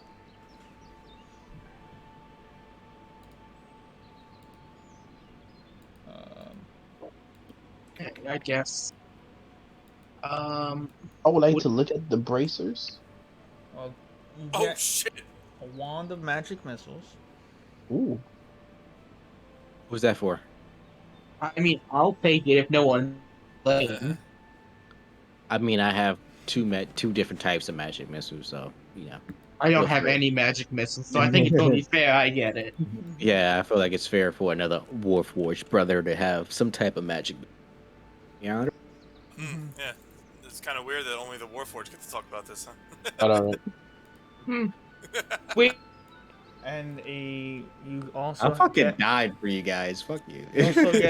You also have a pair of bracers of archery. I have a wand. I don't even know what. We got 3 archers, so who wants it? I also have a longbow if anybody wants it. I'm not I gonna am use 100% willing to roll for it. No, you can have it. I have a bow if anybody wants it. Like, I have a longbow. I'm never in a situation where I need to use that or want to use it. So. Well, But you can have the. Now, if we're bracers of thinking, archery. if we're thinking outside the game, I think Kavir should have it. Inside the game, I kind of really want Whip to be better at archer, so he doesn't shoot me in the back do you have a bow? Technically makes more sense, right? Yeah, no, I am willing to let Kavir have it. Alvor, do you have a bow? Me, I don't. You do? Mm-hmm. Ah. I don't need a Well, this bow. just says I'm with in my own ranged weapon. weapons. It doesn't have to be a bow. Exactly. You sure, Thrip? You want me to have I the was talking about braces? 'Cause you can my have bow. No, it's good because between sneak attack and swarm, I have a whole bunch of extra bonus damage. Okay. Man, this shit 1,500 gold. Sell that shit. I'll take it. Nobody want it. All right. Sir. Get your And, hands and off. then when you die, we'll take the 1,500 gold. Exactly right. Fine by me. Have fun trying to take my body when everybody's getting hit at. I'm I'll 4 take the feet tall. I'll hide under bracers of you. I wish he's they were getting goggles. an That's erection. fine. Oh wait. I would have been more happier with goggles, but I'll take the braces of archery. Yeah, that's fine. Can I reskin them as goggles? No, I'm joking. No. The bracers and the wand are given to you all, as well as payment and your new titles. The crowd of people give general applauses, and Corin just gives a nod of respect as the night of revelry continues. And those of you here who linger, Faden speaks to you as a group. Was there anything else that Corin demanded? Corin Canoon, she says. I mean, he wanted this, but he wanted this sense of warding back and any other effects that we find.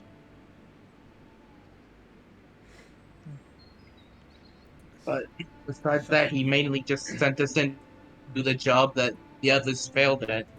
Yeah. I would need all access to that library. Oh, there you go. So, you say that, and she goes, I figured as much. Well, let him know that the library is at his disposal, and we will honor the agreement.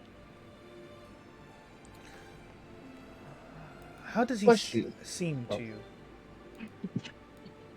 Mad with power? No, I'm joking. I spoke to him the one time, and he was somewhat serious about it. But, Yes. but I don't like. I've spoken to him once, so I don't know if that's the average or not. Yeah. He's a man of many. He seems like a man of many. How shall I put it? Secrets. That he is. Not much has changed then. Let him know that I appreciate what he's done for us, especially in finding you all and setting you on this task. But also give him a message for me, if you could.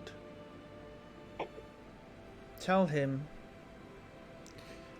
your better half is never lost, as long as you remember what they stood for. Okay, hold on. Yeah, I'm writing this down. Give me a sec. Yeah. Give me a second. A better half. Oh, he's gonna be so nice. Yep, I'll just take this. Copy and paste.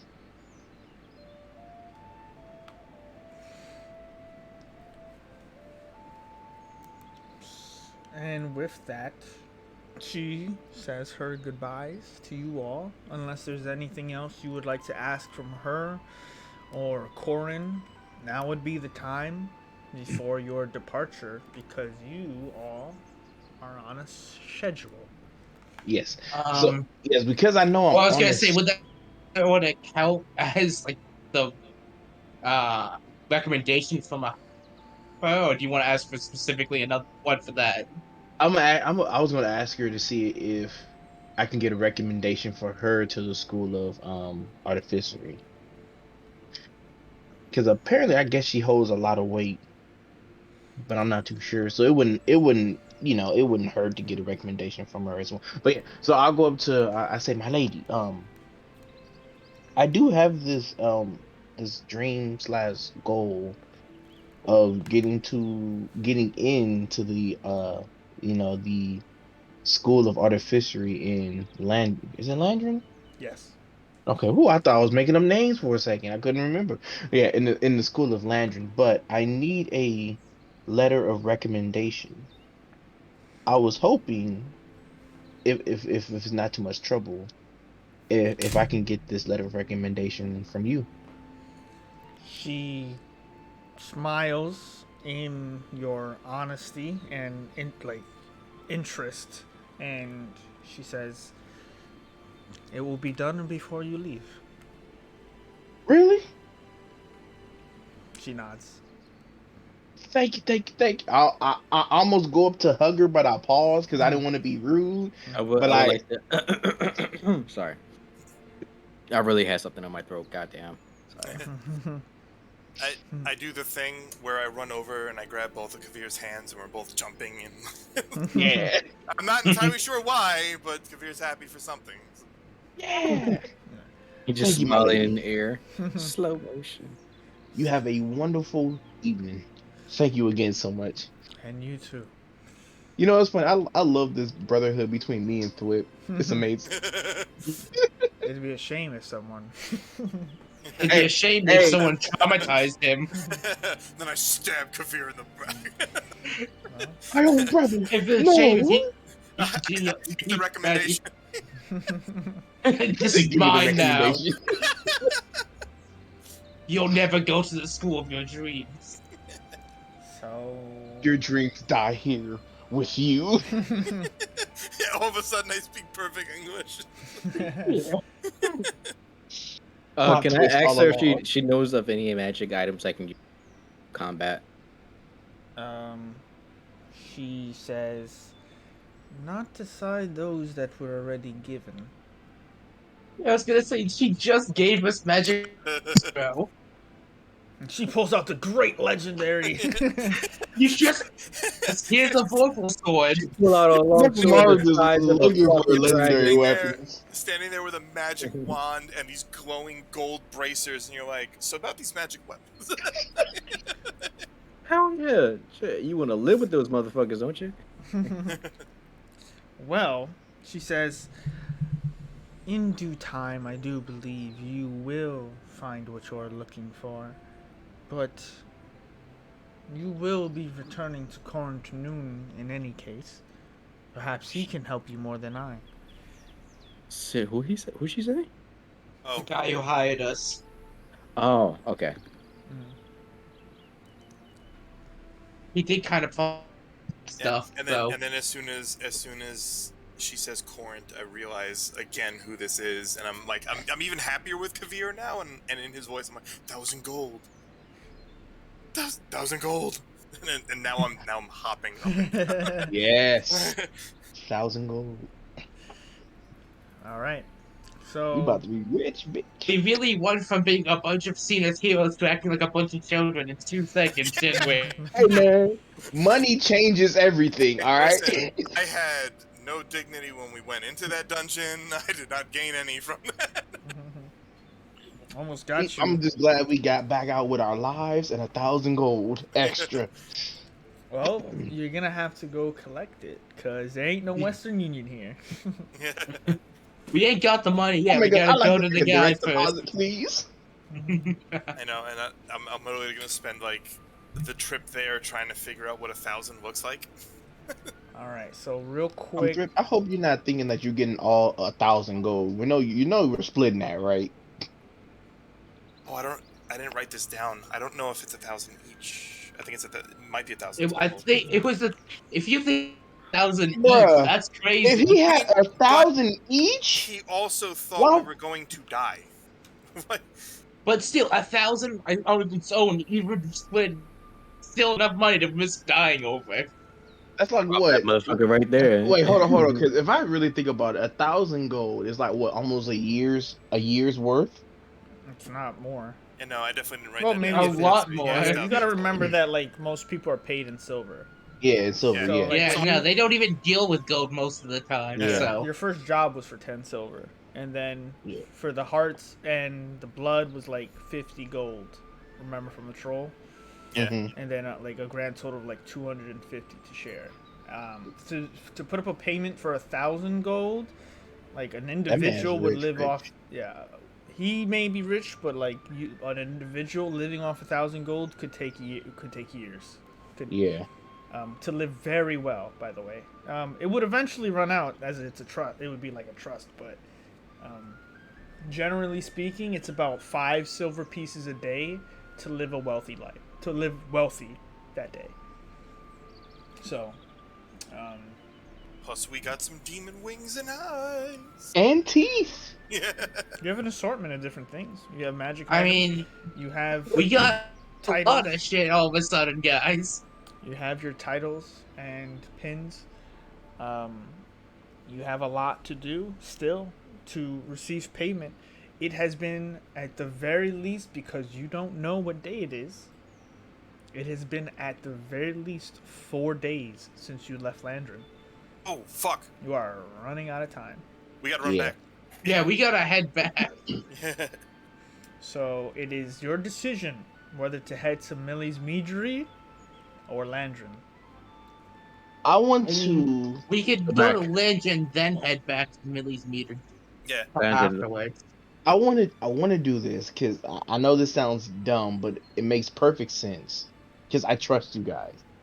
I want to do like let's head back to Landrin. I already have my letter of recommendation for the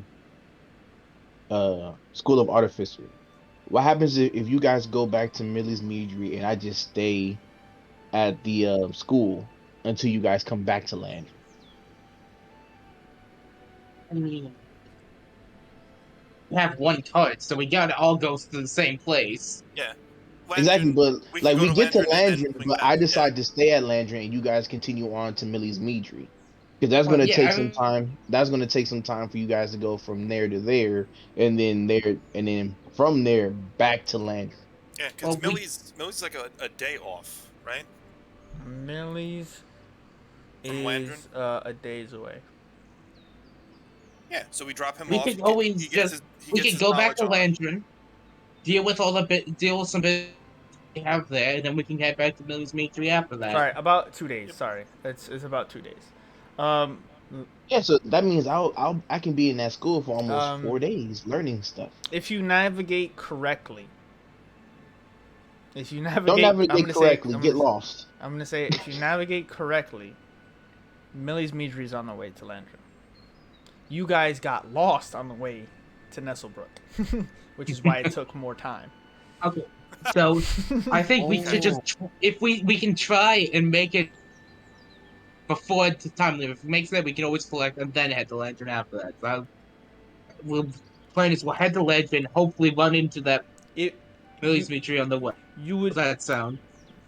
basically, because it is on the way. It's just north of you, about a day and a half. Actually, just a day's. It's actually only a day's ride. Yeah. I think that sounds like the plan then, right? Yeah. Yep. All right. So you'd have to leave tonight. By the I way. think we should probably rest before. Yeah, we'd have enough time. You want to leave? I actually look at Corin and I ask, how much would you charge me if you rode me from here all the way to Landry? So, because I keep making the mistake here, and Oh, I like how you're trying to Uber. You're trying to Uber fucking Grand Night Court. If I like slide you a 20, you think you'd give me a ride? Bro, listen, man. Like, I gotta be there tomorrow to give Look, this bro. thesis. Like, I need the earliest flight. I can't steal Dad's Ferrari. I gotta find my way down there. at the very least, you track him down, and he says, "Myself, I'm needed here. I could get you a rider, but even horses need their rest. So, You'd get there earlier in the day, but not by that much more. Because basically, on horse versus... So, like, all animals rest, regardless. You'd get there maybe during the morning of... Like, if we were to do from, like, a morning to night kind of thing, and say that by wagon you'd get there by the afternoon, by a horse you'd get there by the morning. It's still the same day. It's just earlier in that day. You'll be a little faster. I wasn't talking about horses. I was talking about a griffin. Oh, right. Yeah. Totally different. And Yeah. yeah. Make a persuasion check. Oh, okay. With advantage, Esquire. Oh. Esquire, that's a nice I also rolled a natural 20. On my I hate you. But What I got does that beat 21. a 21? Corin Noon is literally just like wondering as he's writing like far in Millie's mid-area.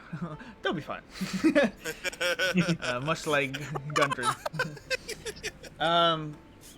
Grand Knight Corin here says, we can't spare the griffins until they've been adequately trained. But nothing says we can't train them in long distance travel. I can spare one to take you to Landrin if you wish. That's all I need. That is literally all I need. I go up and hug Corin. Thank you. He accepts the hug. It's okay. I know you're a big softy inside. But anyway, we'll leave as soon as I get my letter. Okay. How about that? Yep. So, when do you all want to leave? Or, I know you're leaving at different times. The travel distance for the flying is half the time. So, you will get there. The rest of you, when do you want to leave for the Meadry? Immediately. Tonight? I think we should Or in the take a morning? long rest before Yeah. we start I'm okay. travel. I'm okay with the morning. Even if we start at night, the horses still are tired at night, so we should probably just wait till morning. Okay. So overall, morning for the cart and nighttime for the griffin, or daytime also. Whenever the letter is ready, I'll that's when I leave. Okay.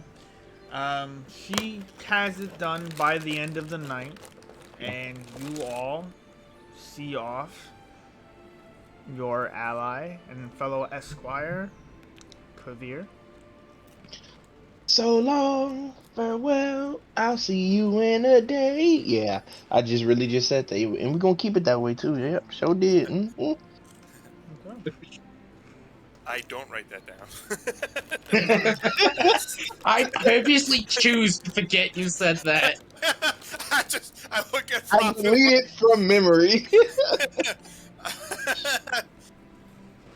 So, you take off on the back of someone's back. A lieutenant in the army of the Erie, and in the darkness, you set off. With the wind pushing, they set off to Landrin. The rest of you have a good night's sleep, and the morning comes. Your hit points are fully restored. All your spells are restored. And you set off with good wishes from the people of Nestlebrook towards Millie's Meadry. I would like whoever is leading the cart to make intelligence check or survival if you have it. Don't let Mekamaru do it, please. Last time we got lost.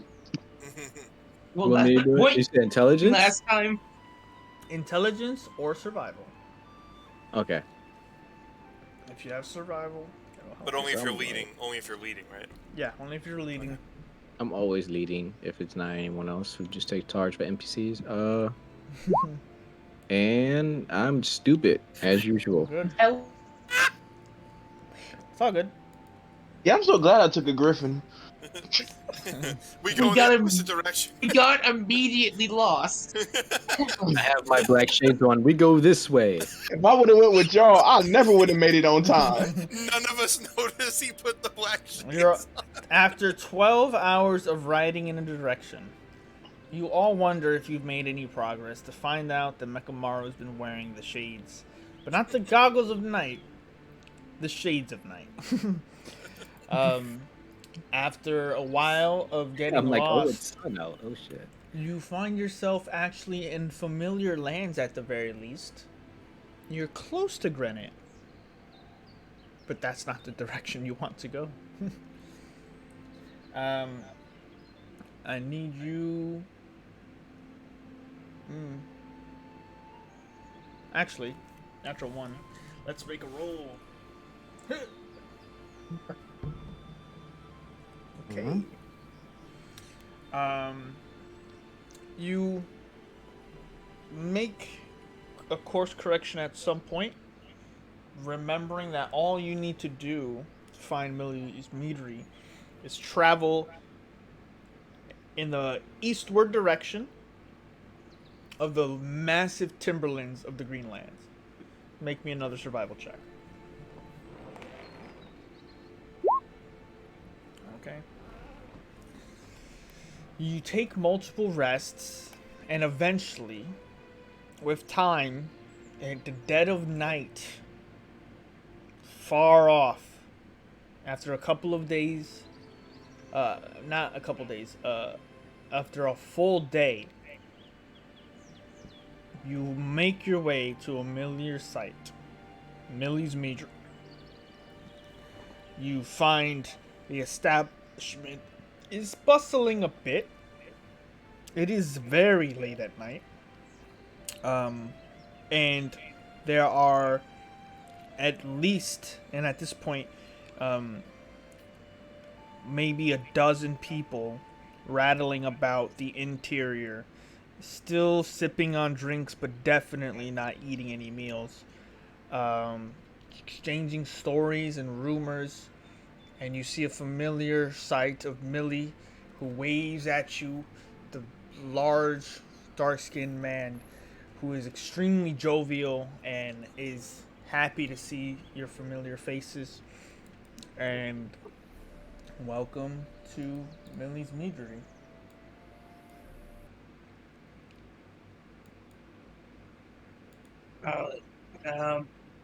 Could I go to the second floor and see if our employer is up there? Sure. I would like to become a prophet. Ah, Jesus. You all rush past everyone and unclip the chain across the second floor and start making your way up. You see, putting his books away at the table you first met him, Corinth Noon in his dark brown robes, and he looks at you all, surprised to see you here this late at night as everything is unwinding. He puts his bag down and says, "It seems that you have not run away." No, yeah, actually the problem's been dealt with. We cleared the tower and everything. He looks surprisingly reassured. And I hope that your companions are close and have not fallen to the darkness that took that mountain. Well, Roger tried to kill us, so we killed him. But besides that, everyone seems to be fine. He was a liar too. I ain't even there. Corn Noon looks almost unfazed, but not without like surprise. He just seems very reserved, so you can't get whether he's happy or upset Roderick's dead, but he says, "Well done then. Well, I have some time," and he sits back down at the table, and he offers you the other end of the table to sit. Tell me.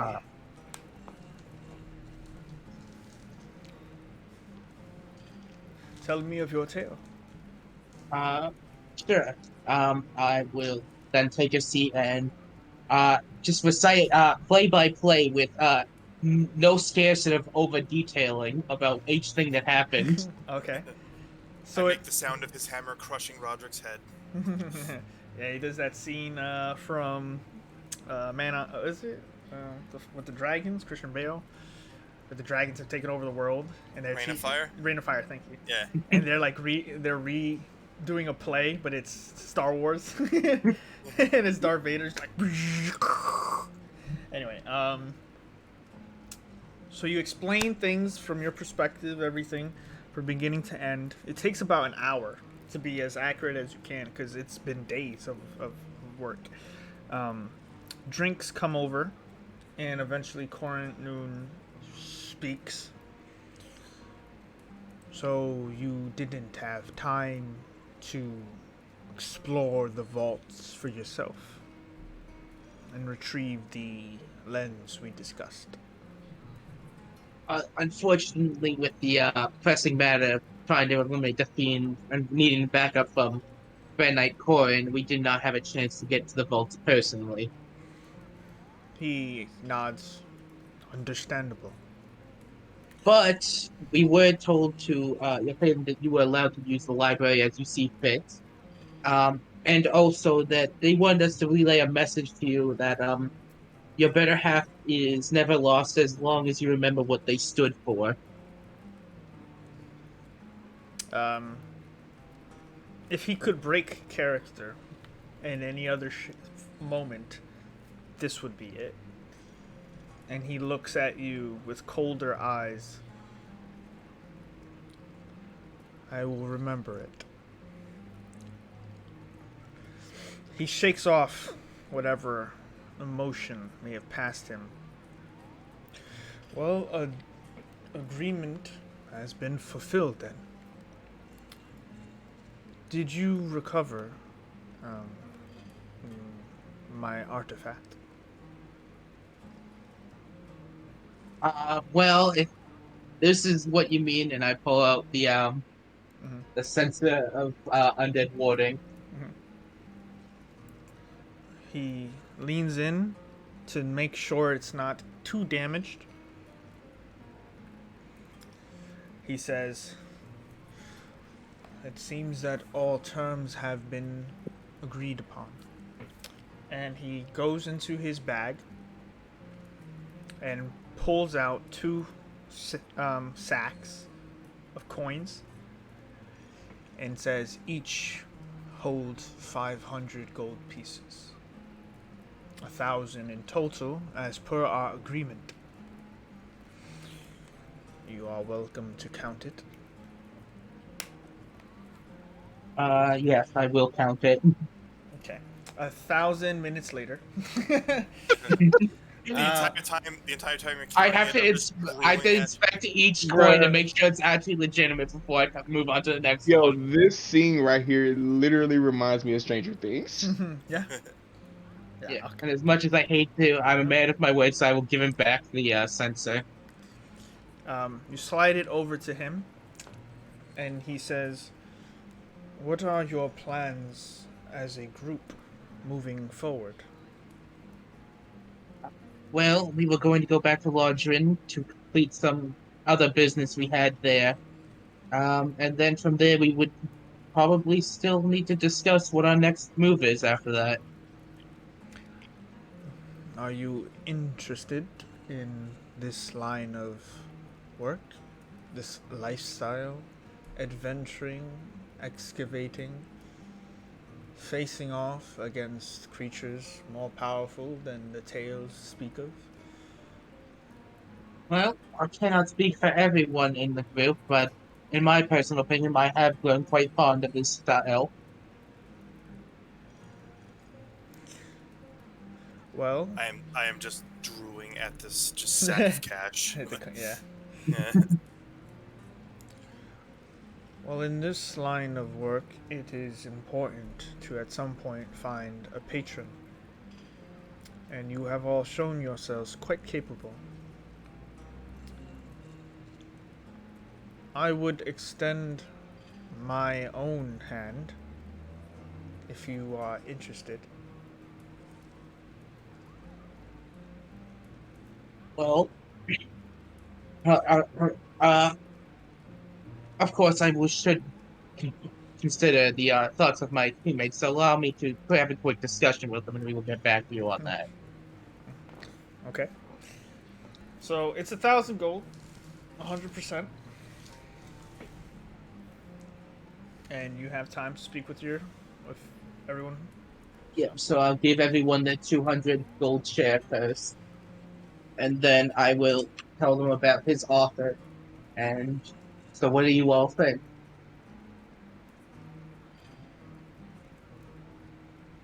How much? What do you mean? How much? Your share, he means. The share is 200 for each of us. Yeah, it's 500. 500 times 2 is 10. I mean, 1,000. I mean, for the next one. For the one he Well, wants. that would be obviously discussed when the specific jobs come up, but he's willing to offer us consistent work, and if the payout is anything like we have been offered here, I assume it'd be quite similar in favor. And where does he want us to go? Well, he hasn't given a specific job yet. He's just offering to make a deal to giving us work. You guys could talk. Do we want to keep moving forward in our journey? Well, see, I can't say nothing because I'm not there. So. Also, one of our teammates. You're flying on the back of this griffin and you just hear Gandalf say, "We have just passed into the realm of Gondor." But I would like to point out to our group that we did discuss in hopes after we finished job that if he would offer this would be very beneficial to us. So I do think it's best to take this offer of his. Then I agree with Prophet. I give you essentially what is a bird thumbs up. And Alvaron? If it gains me any more knowledge than I have now, then I'm in. Well, I hope Kavir is okay with this because he cannot tell us his opinion, but I suppose it is 4-1 otherwise, though. Okay. So I guess let's go back up and tell him we accept his offer. Y'all really out here sacrificing y'all freedom to do whatever y'all want to work for a man. Yeah, just got a job. You abandoned us in the first chance you got. Don't say anything. Technically, he did. I abandoned y'all to get more learning information, will make me a better fighter in the future. We were literally going to the same place. You just chose not to go with us. Yeah, I decided to get there faster. I am legit just so amazed at this now 300 gold I have. None of this even matters. It's all noise. It's all noise. So, yes, we're accepting his offer for his patronhood. I'm glad to hear. I don't offer that often, and my recent tastes have been spoiled. You assume he's referring to Roderick. Well, even in death, Roderick gets no love. Even in death, he couldn't do his job. Because he sucks at doing his job. Exactly. Current Noon pushes forward the sensor and says, "You will most likely need it in the days to come." All right. Thank you very much. I don't have any work lined up for you immediately, but there are rumors. There are whispers. Much of the world has become troubling. Many things need to happen in the days to come. I am not like Toblin. I have my own agendas and goals. They may be selfish, but I promise to pay. But more importantly, I promise you this. None of my goals unalign with the fates of us mortal races. Dark times are coming, and I do know this. You will be within a stone's throw of the changes of the tides. So while I do not have work for you immediately, take the payment, take the censer, in good faith that I will call upon you soon with opportunity, and we shall both benefit.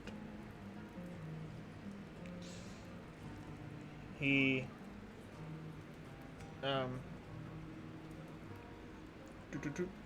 puts pen to paper and writes out, after for the next 5 to 10 minutes, a writ of patronage for the names of everyone here, including Kavir, and hands it to Prophet.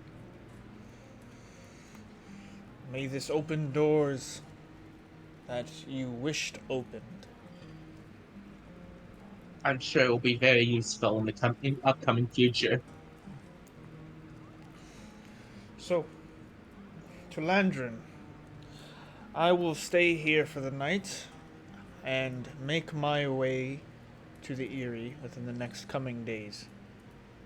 I will send word for you through spell, and if you should need me, and he hands you also Prophet, a scroll.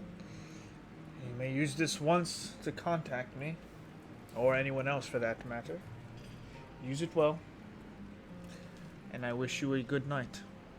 Unless there is anything else you wish to know before I retire?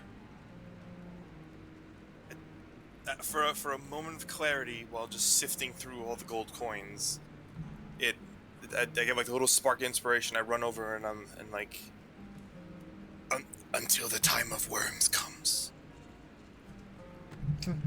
I want to see if that means anything. He very visibly looks crooked at you with his eyebrows raised. How is it you know of this? Oh yes, the fiend that was at the top of the tower said that before we killed him. Oh yeah, like he foretold the doom of the world. Oh yeah, he kind of like was babbling something about the end of the world. I mean, I just assumed it was bullshit. Time of the red comet. Do you keep saying these things? I said that to him, yes. Yeah, what else do you say? Those are the only two I wrote down because I was kind of in the Those are the two you wrote down? Yeah. Okay. 1 second.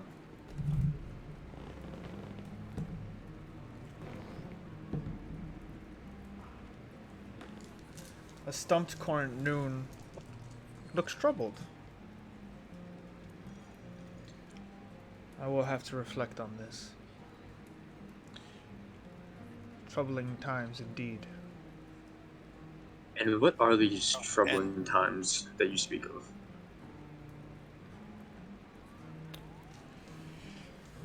And I threw the original cloth away when I started to regain myself a bit more, but I do want to write down those 4 letters on a little piece of parchment and see if he recognizes anything from it. So I write down the PAZU.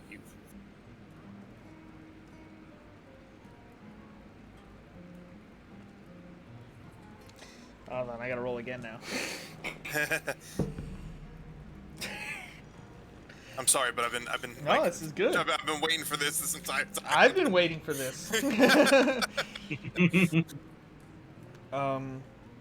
Listening to what Vora is asking and what Thwip is reciting, because you're also, by the way, saying it in the same mannerisms as the Fiend.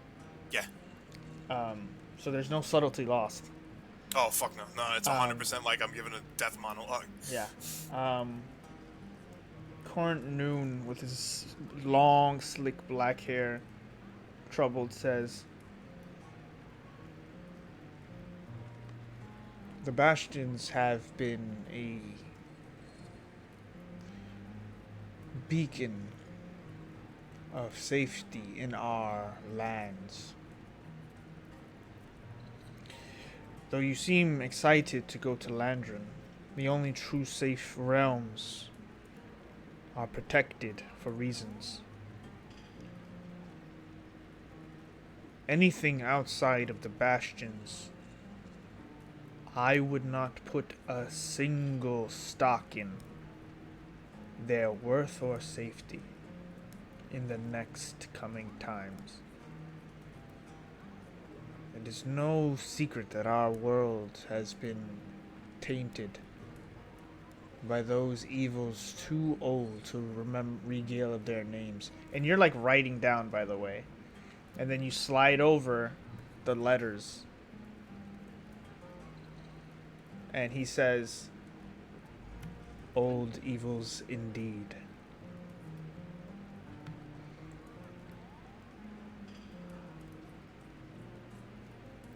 Currently, he sort of shakes himself out of it. Currently, the world is preoccupied with the more physical threats.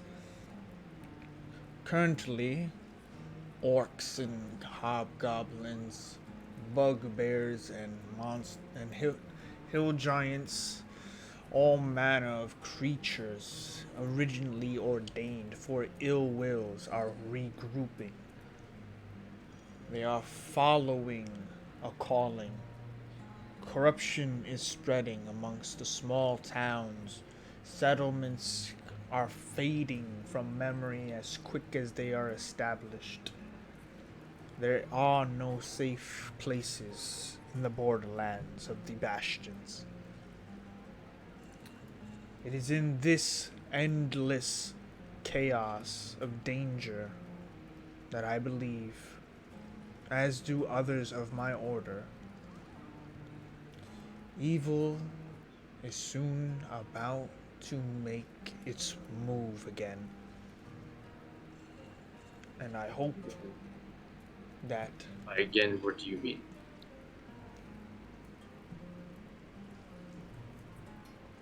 What do you know of the time where the gods returned to Alvaron? I don't know much. I'm here to find out what's happening to Alvaron. But would Prophet know a lot about that based on... Can I make a religion check to see how much I know about it? If you have religion or history proficiency, now is your time. Make those checks. Oh, that's not good.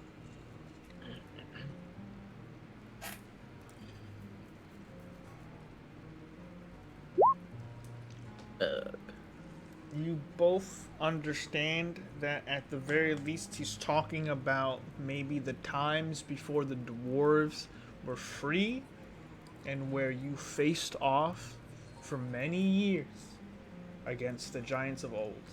That is the only threat that you can think of. However, Corrent Noon begrudgingly continues, "I don't mean to sour your recent success, but it is important that you understand that I have faith that the Eyrie must be restored, and it is restored. Their standing armies are experienced and battle-tested. They protect the Greenlands whether the Greenlands know it or not. This region is not safe because it is isolated from Alvaron's corruption. It is safe because of the proximity to the Crowned Mountain, to the soldiers of the Eyrie. And now, in your words, the return of the Griffin Riders will signal to those all across the land who wish ill will against anyone who lives mortal life. It will signal to them that we are preparing for them. And they will begin to move out of the shadows into the open. Names you don't need to know, he says towards you, Thwip and Alvora, and he takes the parchment and with prestidigitation he burns it to ash. Some names are worth forgetting.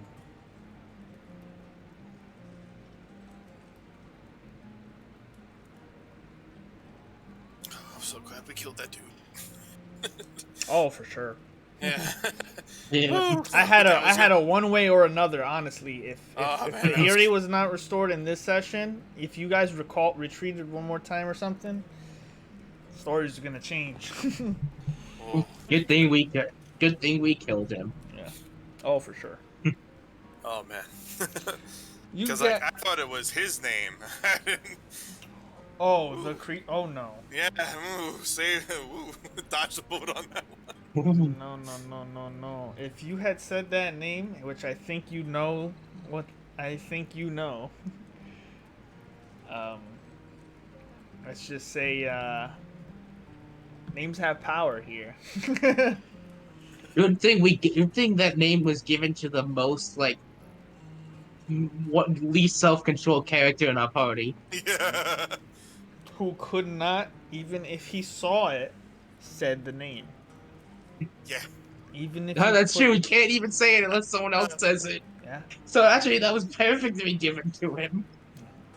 And I would have had to check to see if the first word you ever said for yourself was that name. Oh man, I'm not gonna lie. I was kind of hoping that if I went crazy, that was gonna be the hint that I started speaking for myself. And there was also a word that was shouted as the demon died that all of you saved on your wisdom saving throws and actually did not hear. Which would have been... okay, so I didn't hear that then. There was... It said a name. It said a word. But none of you could fathom it's like... It did not comprehend in your minds. Okay. You all recall it said something. You just don't know what. Yeah, because I wrote that down as like a screen because I was going to use that in case I ever needed it. But if I didn't comprehend it, technically I can't use that. Yeah, everyone was close, but thank God. We all succeeded. I could have had a Beetlejuice moment over here.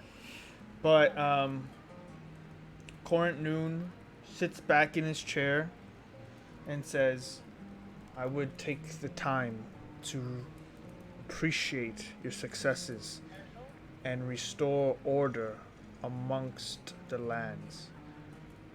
Your time will be challenged soon enough, and I promise when I call upon you, it will be for the preservation of our home. Once forgotten, always remembered.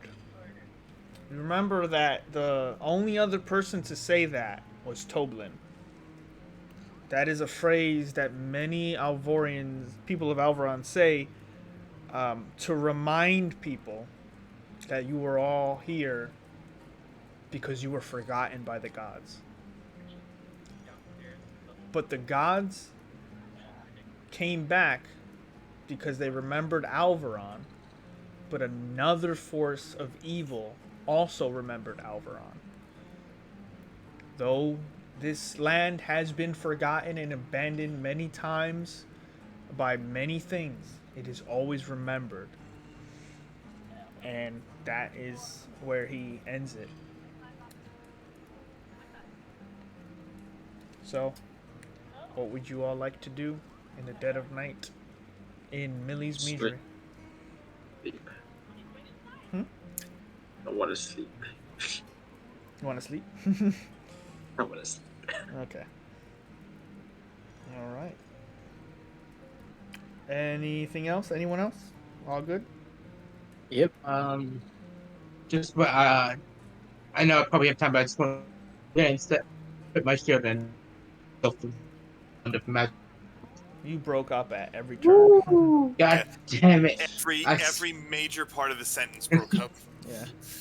I'm unequipping my shield and attuning to the wand that we got. Okay. That's what I'm saying. Awesome. So you attune. Well, I don't think the wand requires attunement. Doesn't? I don't think it does. I think it's what we just use. Oh, Only the it bracers. doesn't say.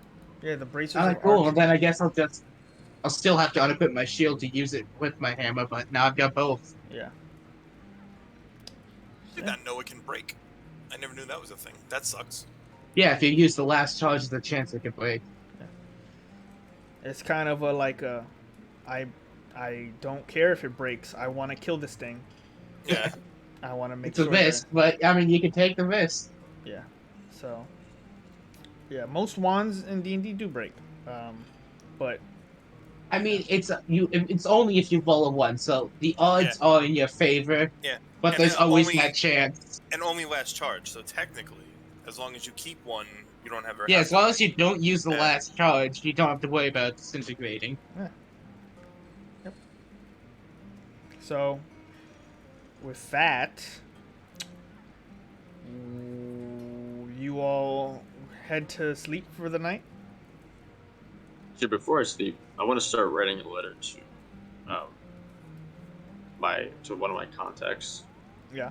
Just kind of restating what I've experienced. And, a part of me mailing it, and sending it off, I want to also send off the information that I got from books. Mm-hmm. So these, and I think I had another one. Forget what it was. Oh, I think this one.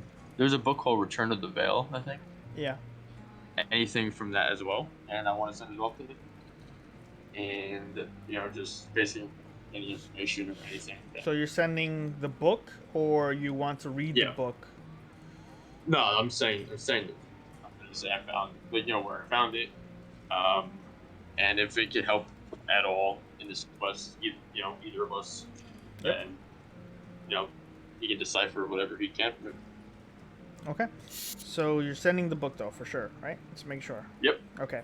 So you make this package and write your letter, and you can have it delivered from Millie's, but they'll also take it to Landrin to be delivered. Or you can take it to Landrin with you. Your call. I'll just send it off as whatever would be the quickest way. So I guess for Millie's, that would be the earliest I can send it off. Okay. So that would be, you would have to, if you were to send it, you have to send it from Landrin is the fastest. Either you guys leave before. Okay. So then, because this isn't, because Millie's Meadery is just it's like a tavern. That's all it really is. Okay, I got you. They're so not, Landrin, I'll send it. yeah, they're not equipped to do these kind of things. But so you get ready, you send it off. So when you get to Landrin, you can send it from a postery there. Yep. So that's Kavir. You've been flying now for a day and a half. And eventually, you make your way, after several bits of respite, flying during the day, flying during the night. You get familiar with the soldier that has been flying with you. And eventually, let's see, so you left at night. Mm-hmm. So you would get there just at dawn at Landrin. You would get there, and because of that,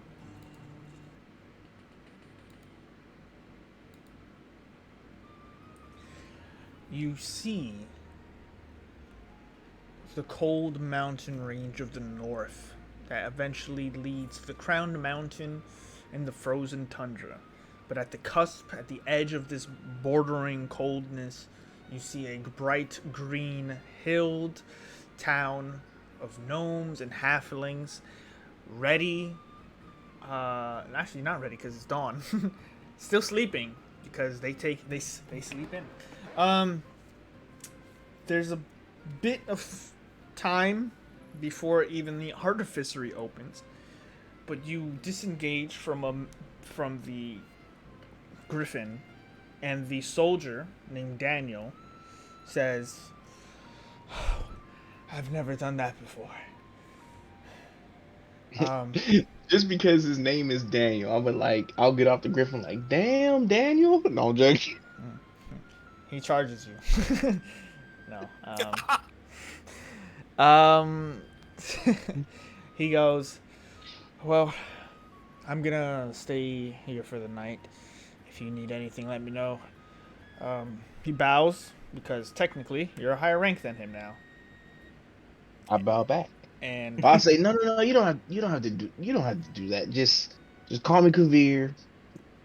And you just have a good morning because I know you're tired. Thank you again for the lovely flight. It was very enjoyable. Well, I'll see you the next time I see you. Thank you for everything. And to you and your friends. And to you and your people. So you embark off. The artificeries close this early. But eventually you take in a breakfast and prepare yourself. And eventually the time comes and you make your way to the artificery? Yes. Okay. I'll bring us over to the lantern. Why not?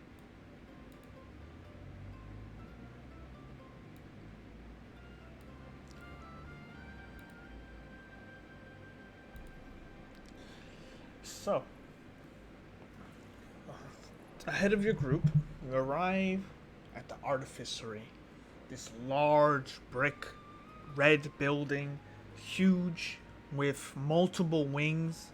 You make your way up the grassy hills to this dirt road that leads up to the entrance, and you see before you the gnome you saw the first time, as other students, human and gnome, halflings even march their way in, some dwarves, and you are looked upon by this tiny old man who looks up at you, noticing your particular... Are you wearing your pin, by the way? Yes. Yeah? Yep. So he sees this, and he says, "So, what have you got for me?" I go with enthusiasm and give him my letter of recommendation from the fair lady. He takes it, and he squints down, and his glasses come down a different level. Different layers of these monocles enhance as he looks down and reads. That's what I need to learn how to make. So, finally, I'm impressed. He takes the parchment, hands it back to you. And I take it. What sort of lessons are you interested in? We have multiple courses. As long as you are willing to pay, each class costs about 2,000 gold pieces.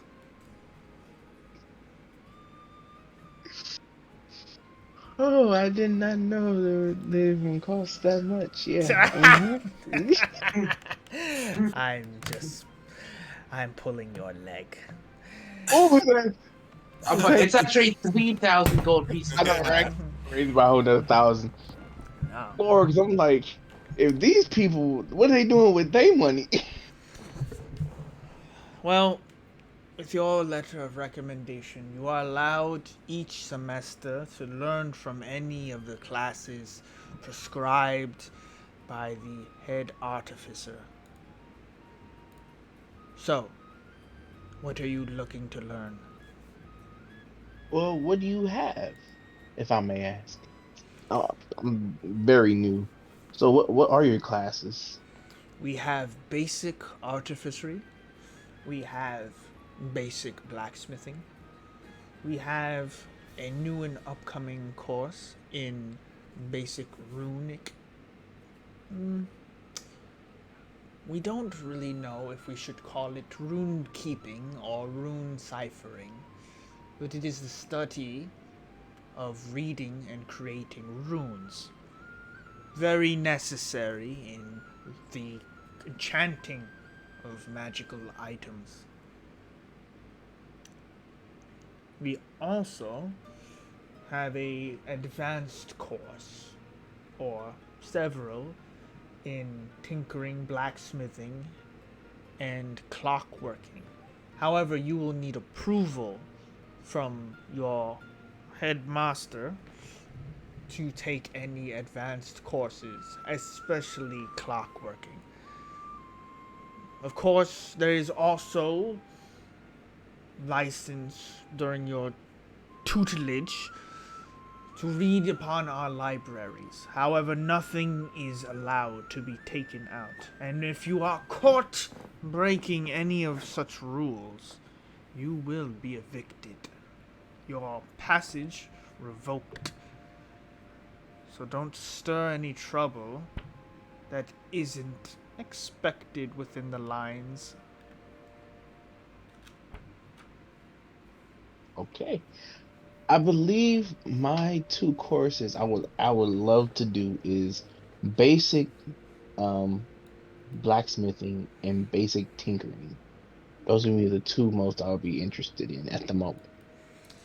Well, you allowed a class a semester. What would you like to start with? Some That's what students can take on multiple loads if they require. I don't know your schedule. well, I have a couple of free days.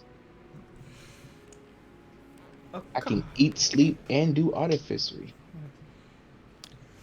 Well, and he takes up his book, starts writing things down. A Master Uglin is teaching basic artificery this semester. It will take a week, at the very least, for his classes to come to an end. And then there is a breaking period in which usually you are tested on anything you can create using what you have learned throughout your courses. So I would expect you to have cleared at least the allotted time to learn the basic coursework. Okay, so I made my decision. I will take the basic blacksmithing. Okay. That will be...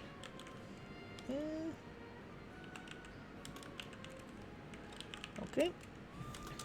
Master Adina teaches blacksmithing. Do you have a week? Yes, I believe I have a week. Okay. So, for context to everyone, Current Noon doesn't have any immediate offerings of work. He will at some point, for sure, as time progresses. And you're also feel free to find any other jobs around Landrin or anywhere you wish to go. But for Phil or for Kavir to finish this training, it would be a week within Landrin. You all can also search for your own things in that time. So what does the group want to do? Well, I do want to go back to Lynn because there's a couple things I want to get done there, so I would prefer to go there. Okay, so you're all cool so far with a week's a week of passage of time where the group will take on their individual goals and stuff and prepare for whatever comes next. Yep. Yeah, I'm fine with that. I love you guys. Okay. So with that, you will be taking up the course in basic blacksmithing for 1 week at the artificery.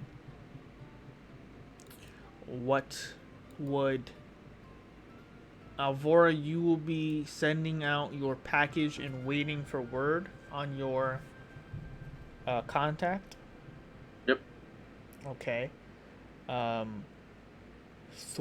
what would you be doing in your week when you guys eventually arrive at Landrin? I'm gonna try to figure out how money works. Okay. You know, I'm proud he's trying. Anything else? Because I've been watching it enough, and I'm like, there's a trick to this. Okay. They know something I don't about this. So he's gonna do that. Mekamaru, what are you gonna do? You want a trip over there? For a week. Once you get to Landrin, you're all going to be here for a week. So what would you like to get done in that time? I would like to just do some training. Okay, what would you like to train? Learn pottery. No, I'm joking. More range attacks and melee attacks. Like you want to learn more martial classes, or you want to learn spells? Spells, for sure. Okay. Oops. And what about you, Prophet? Well, there's a couple guaranteed things. First, I'd like to go and get the service order we got to the main artificer guy here and get that out of the way. Okay. And then after that, I would like to go back to the dwarven blacksmith and get that uncaged armor made. Right. Okay. And returning Mr. Stonefell's cart? Yeah, obviously we return that after we get back, yes. Okay. All right. So anything else anyone wants to accomplish when we return in that time? Some of it we will roleplay, some of it will be a given, and overall, you will also need to find places to stay here for extended periods of time. But you're all good? Mm-hmm. I guess I would just basic training. Spells. That's it. Okay. So, with that then, with you standing at the artificery Kavir and the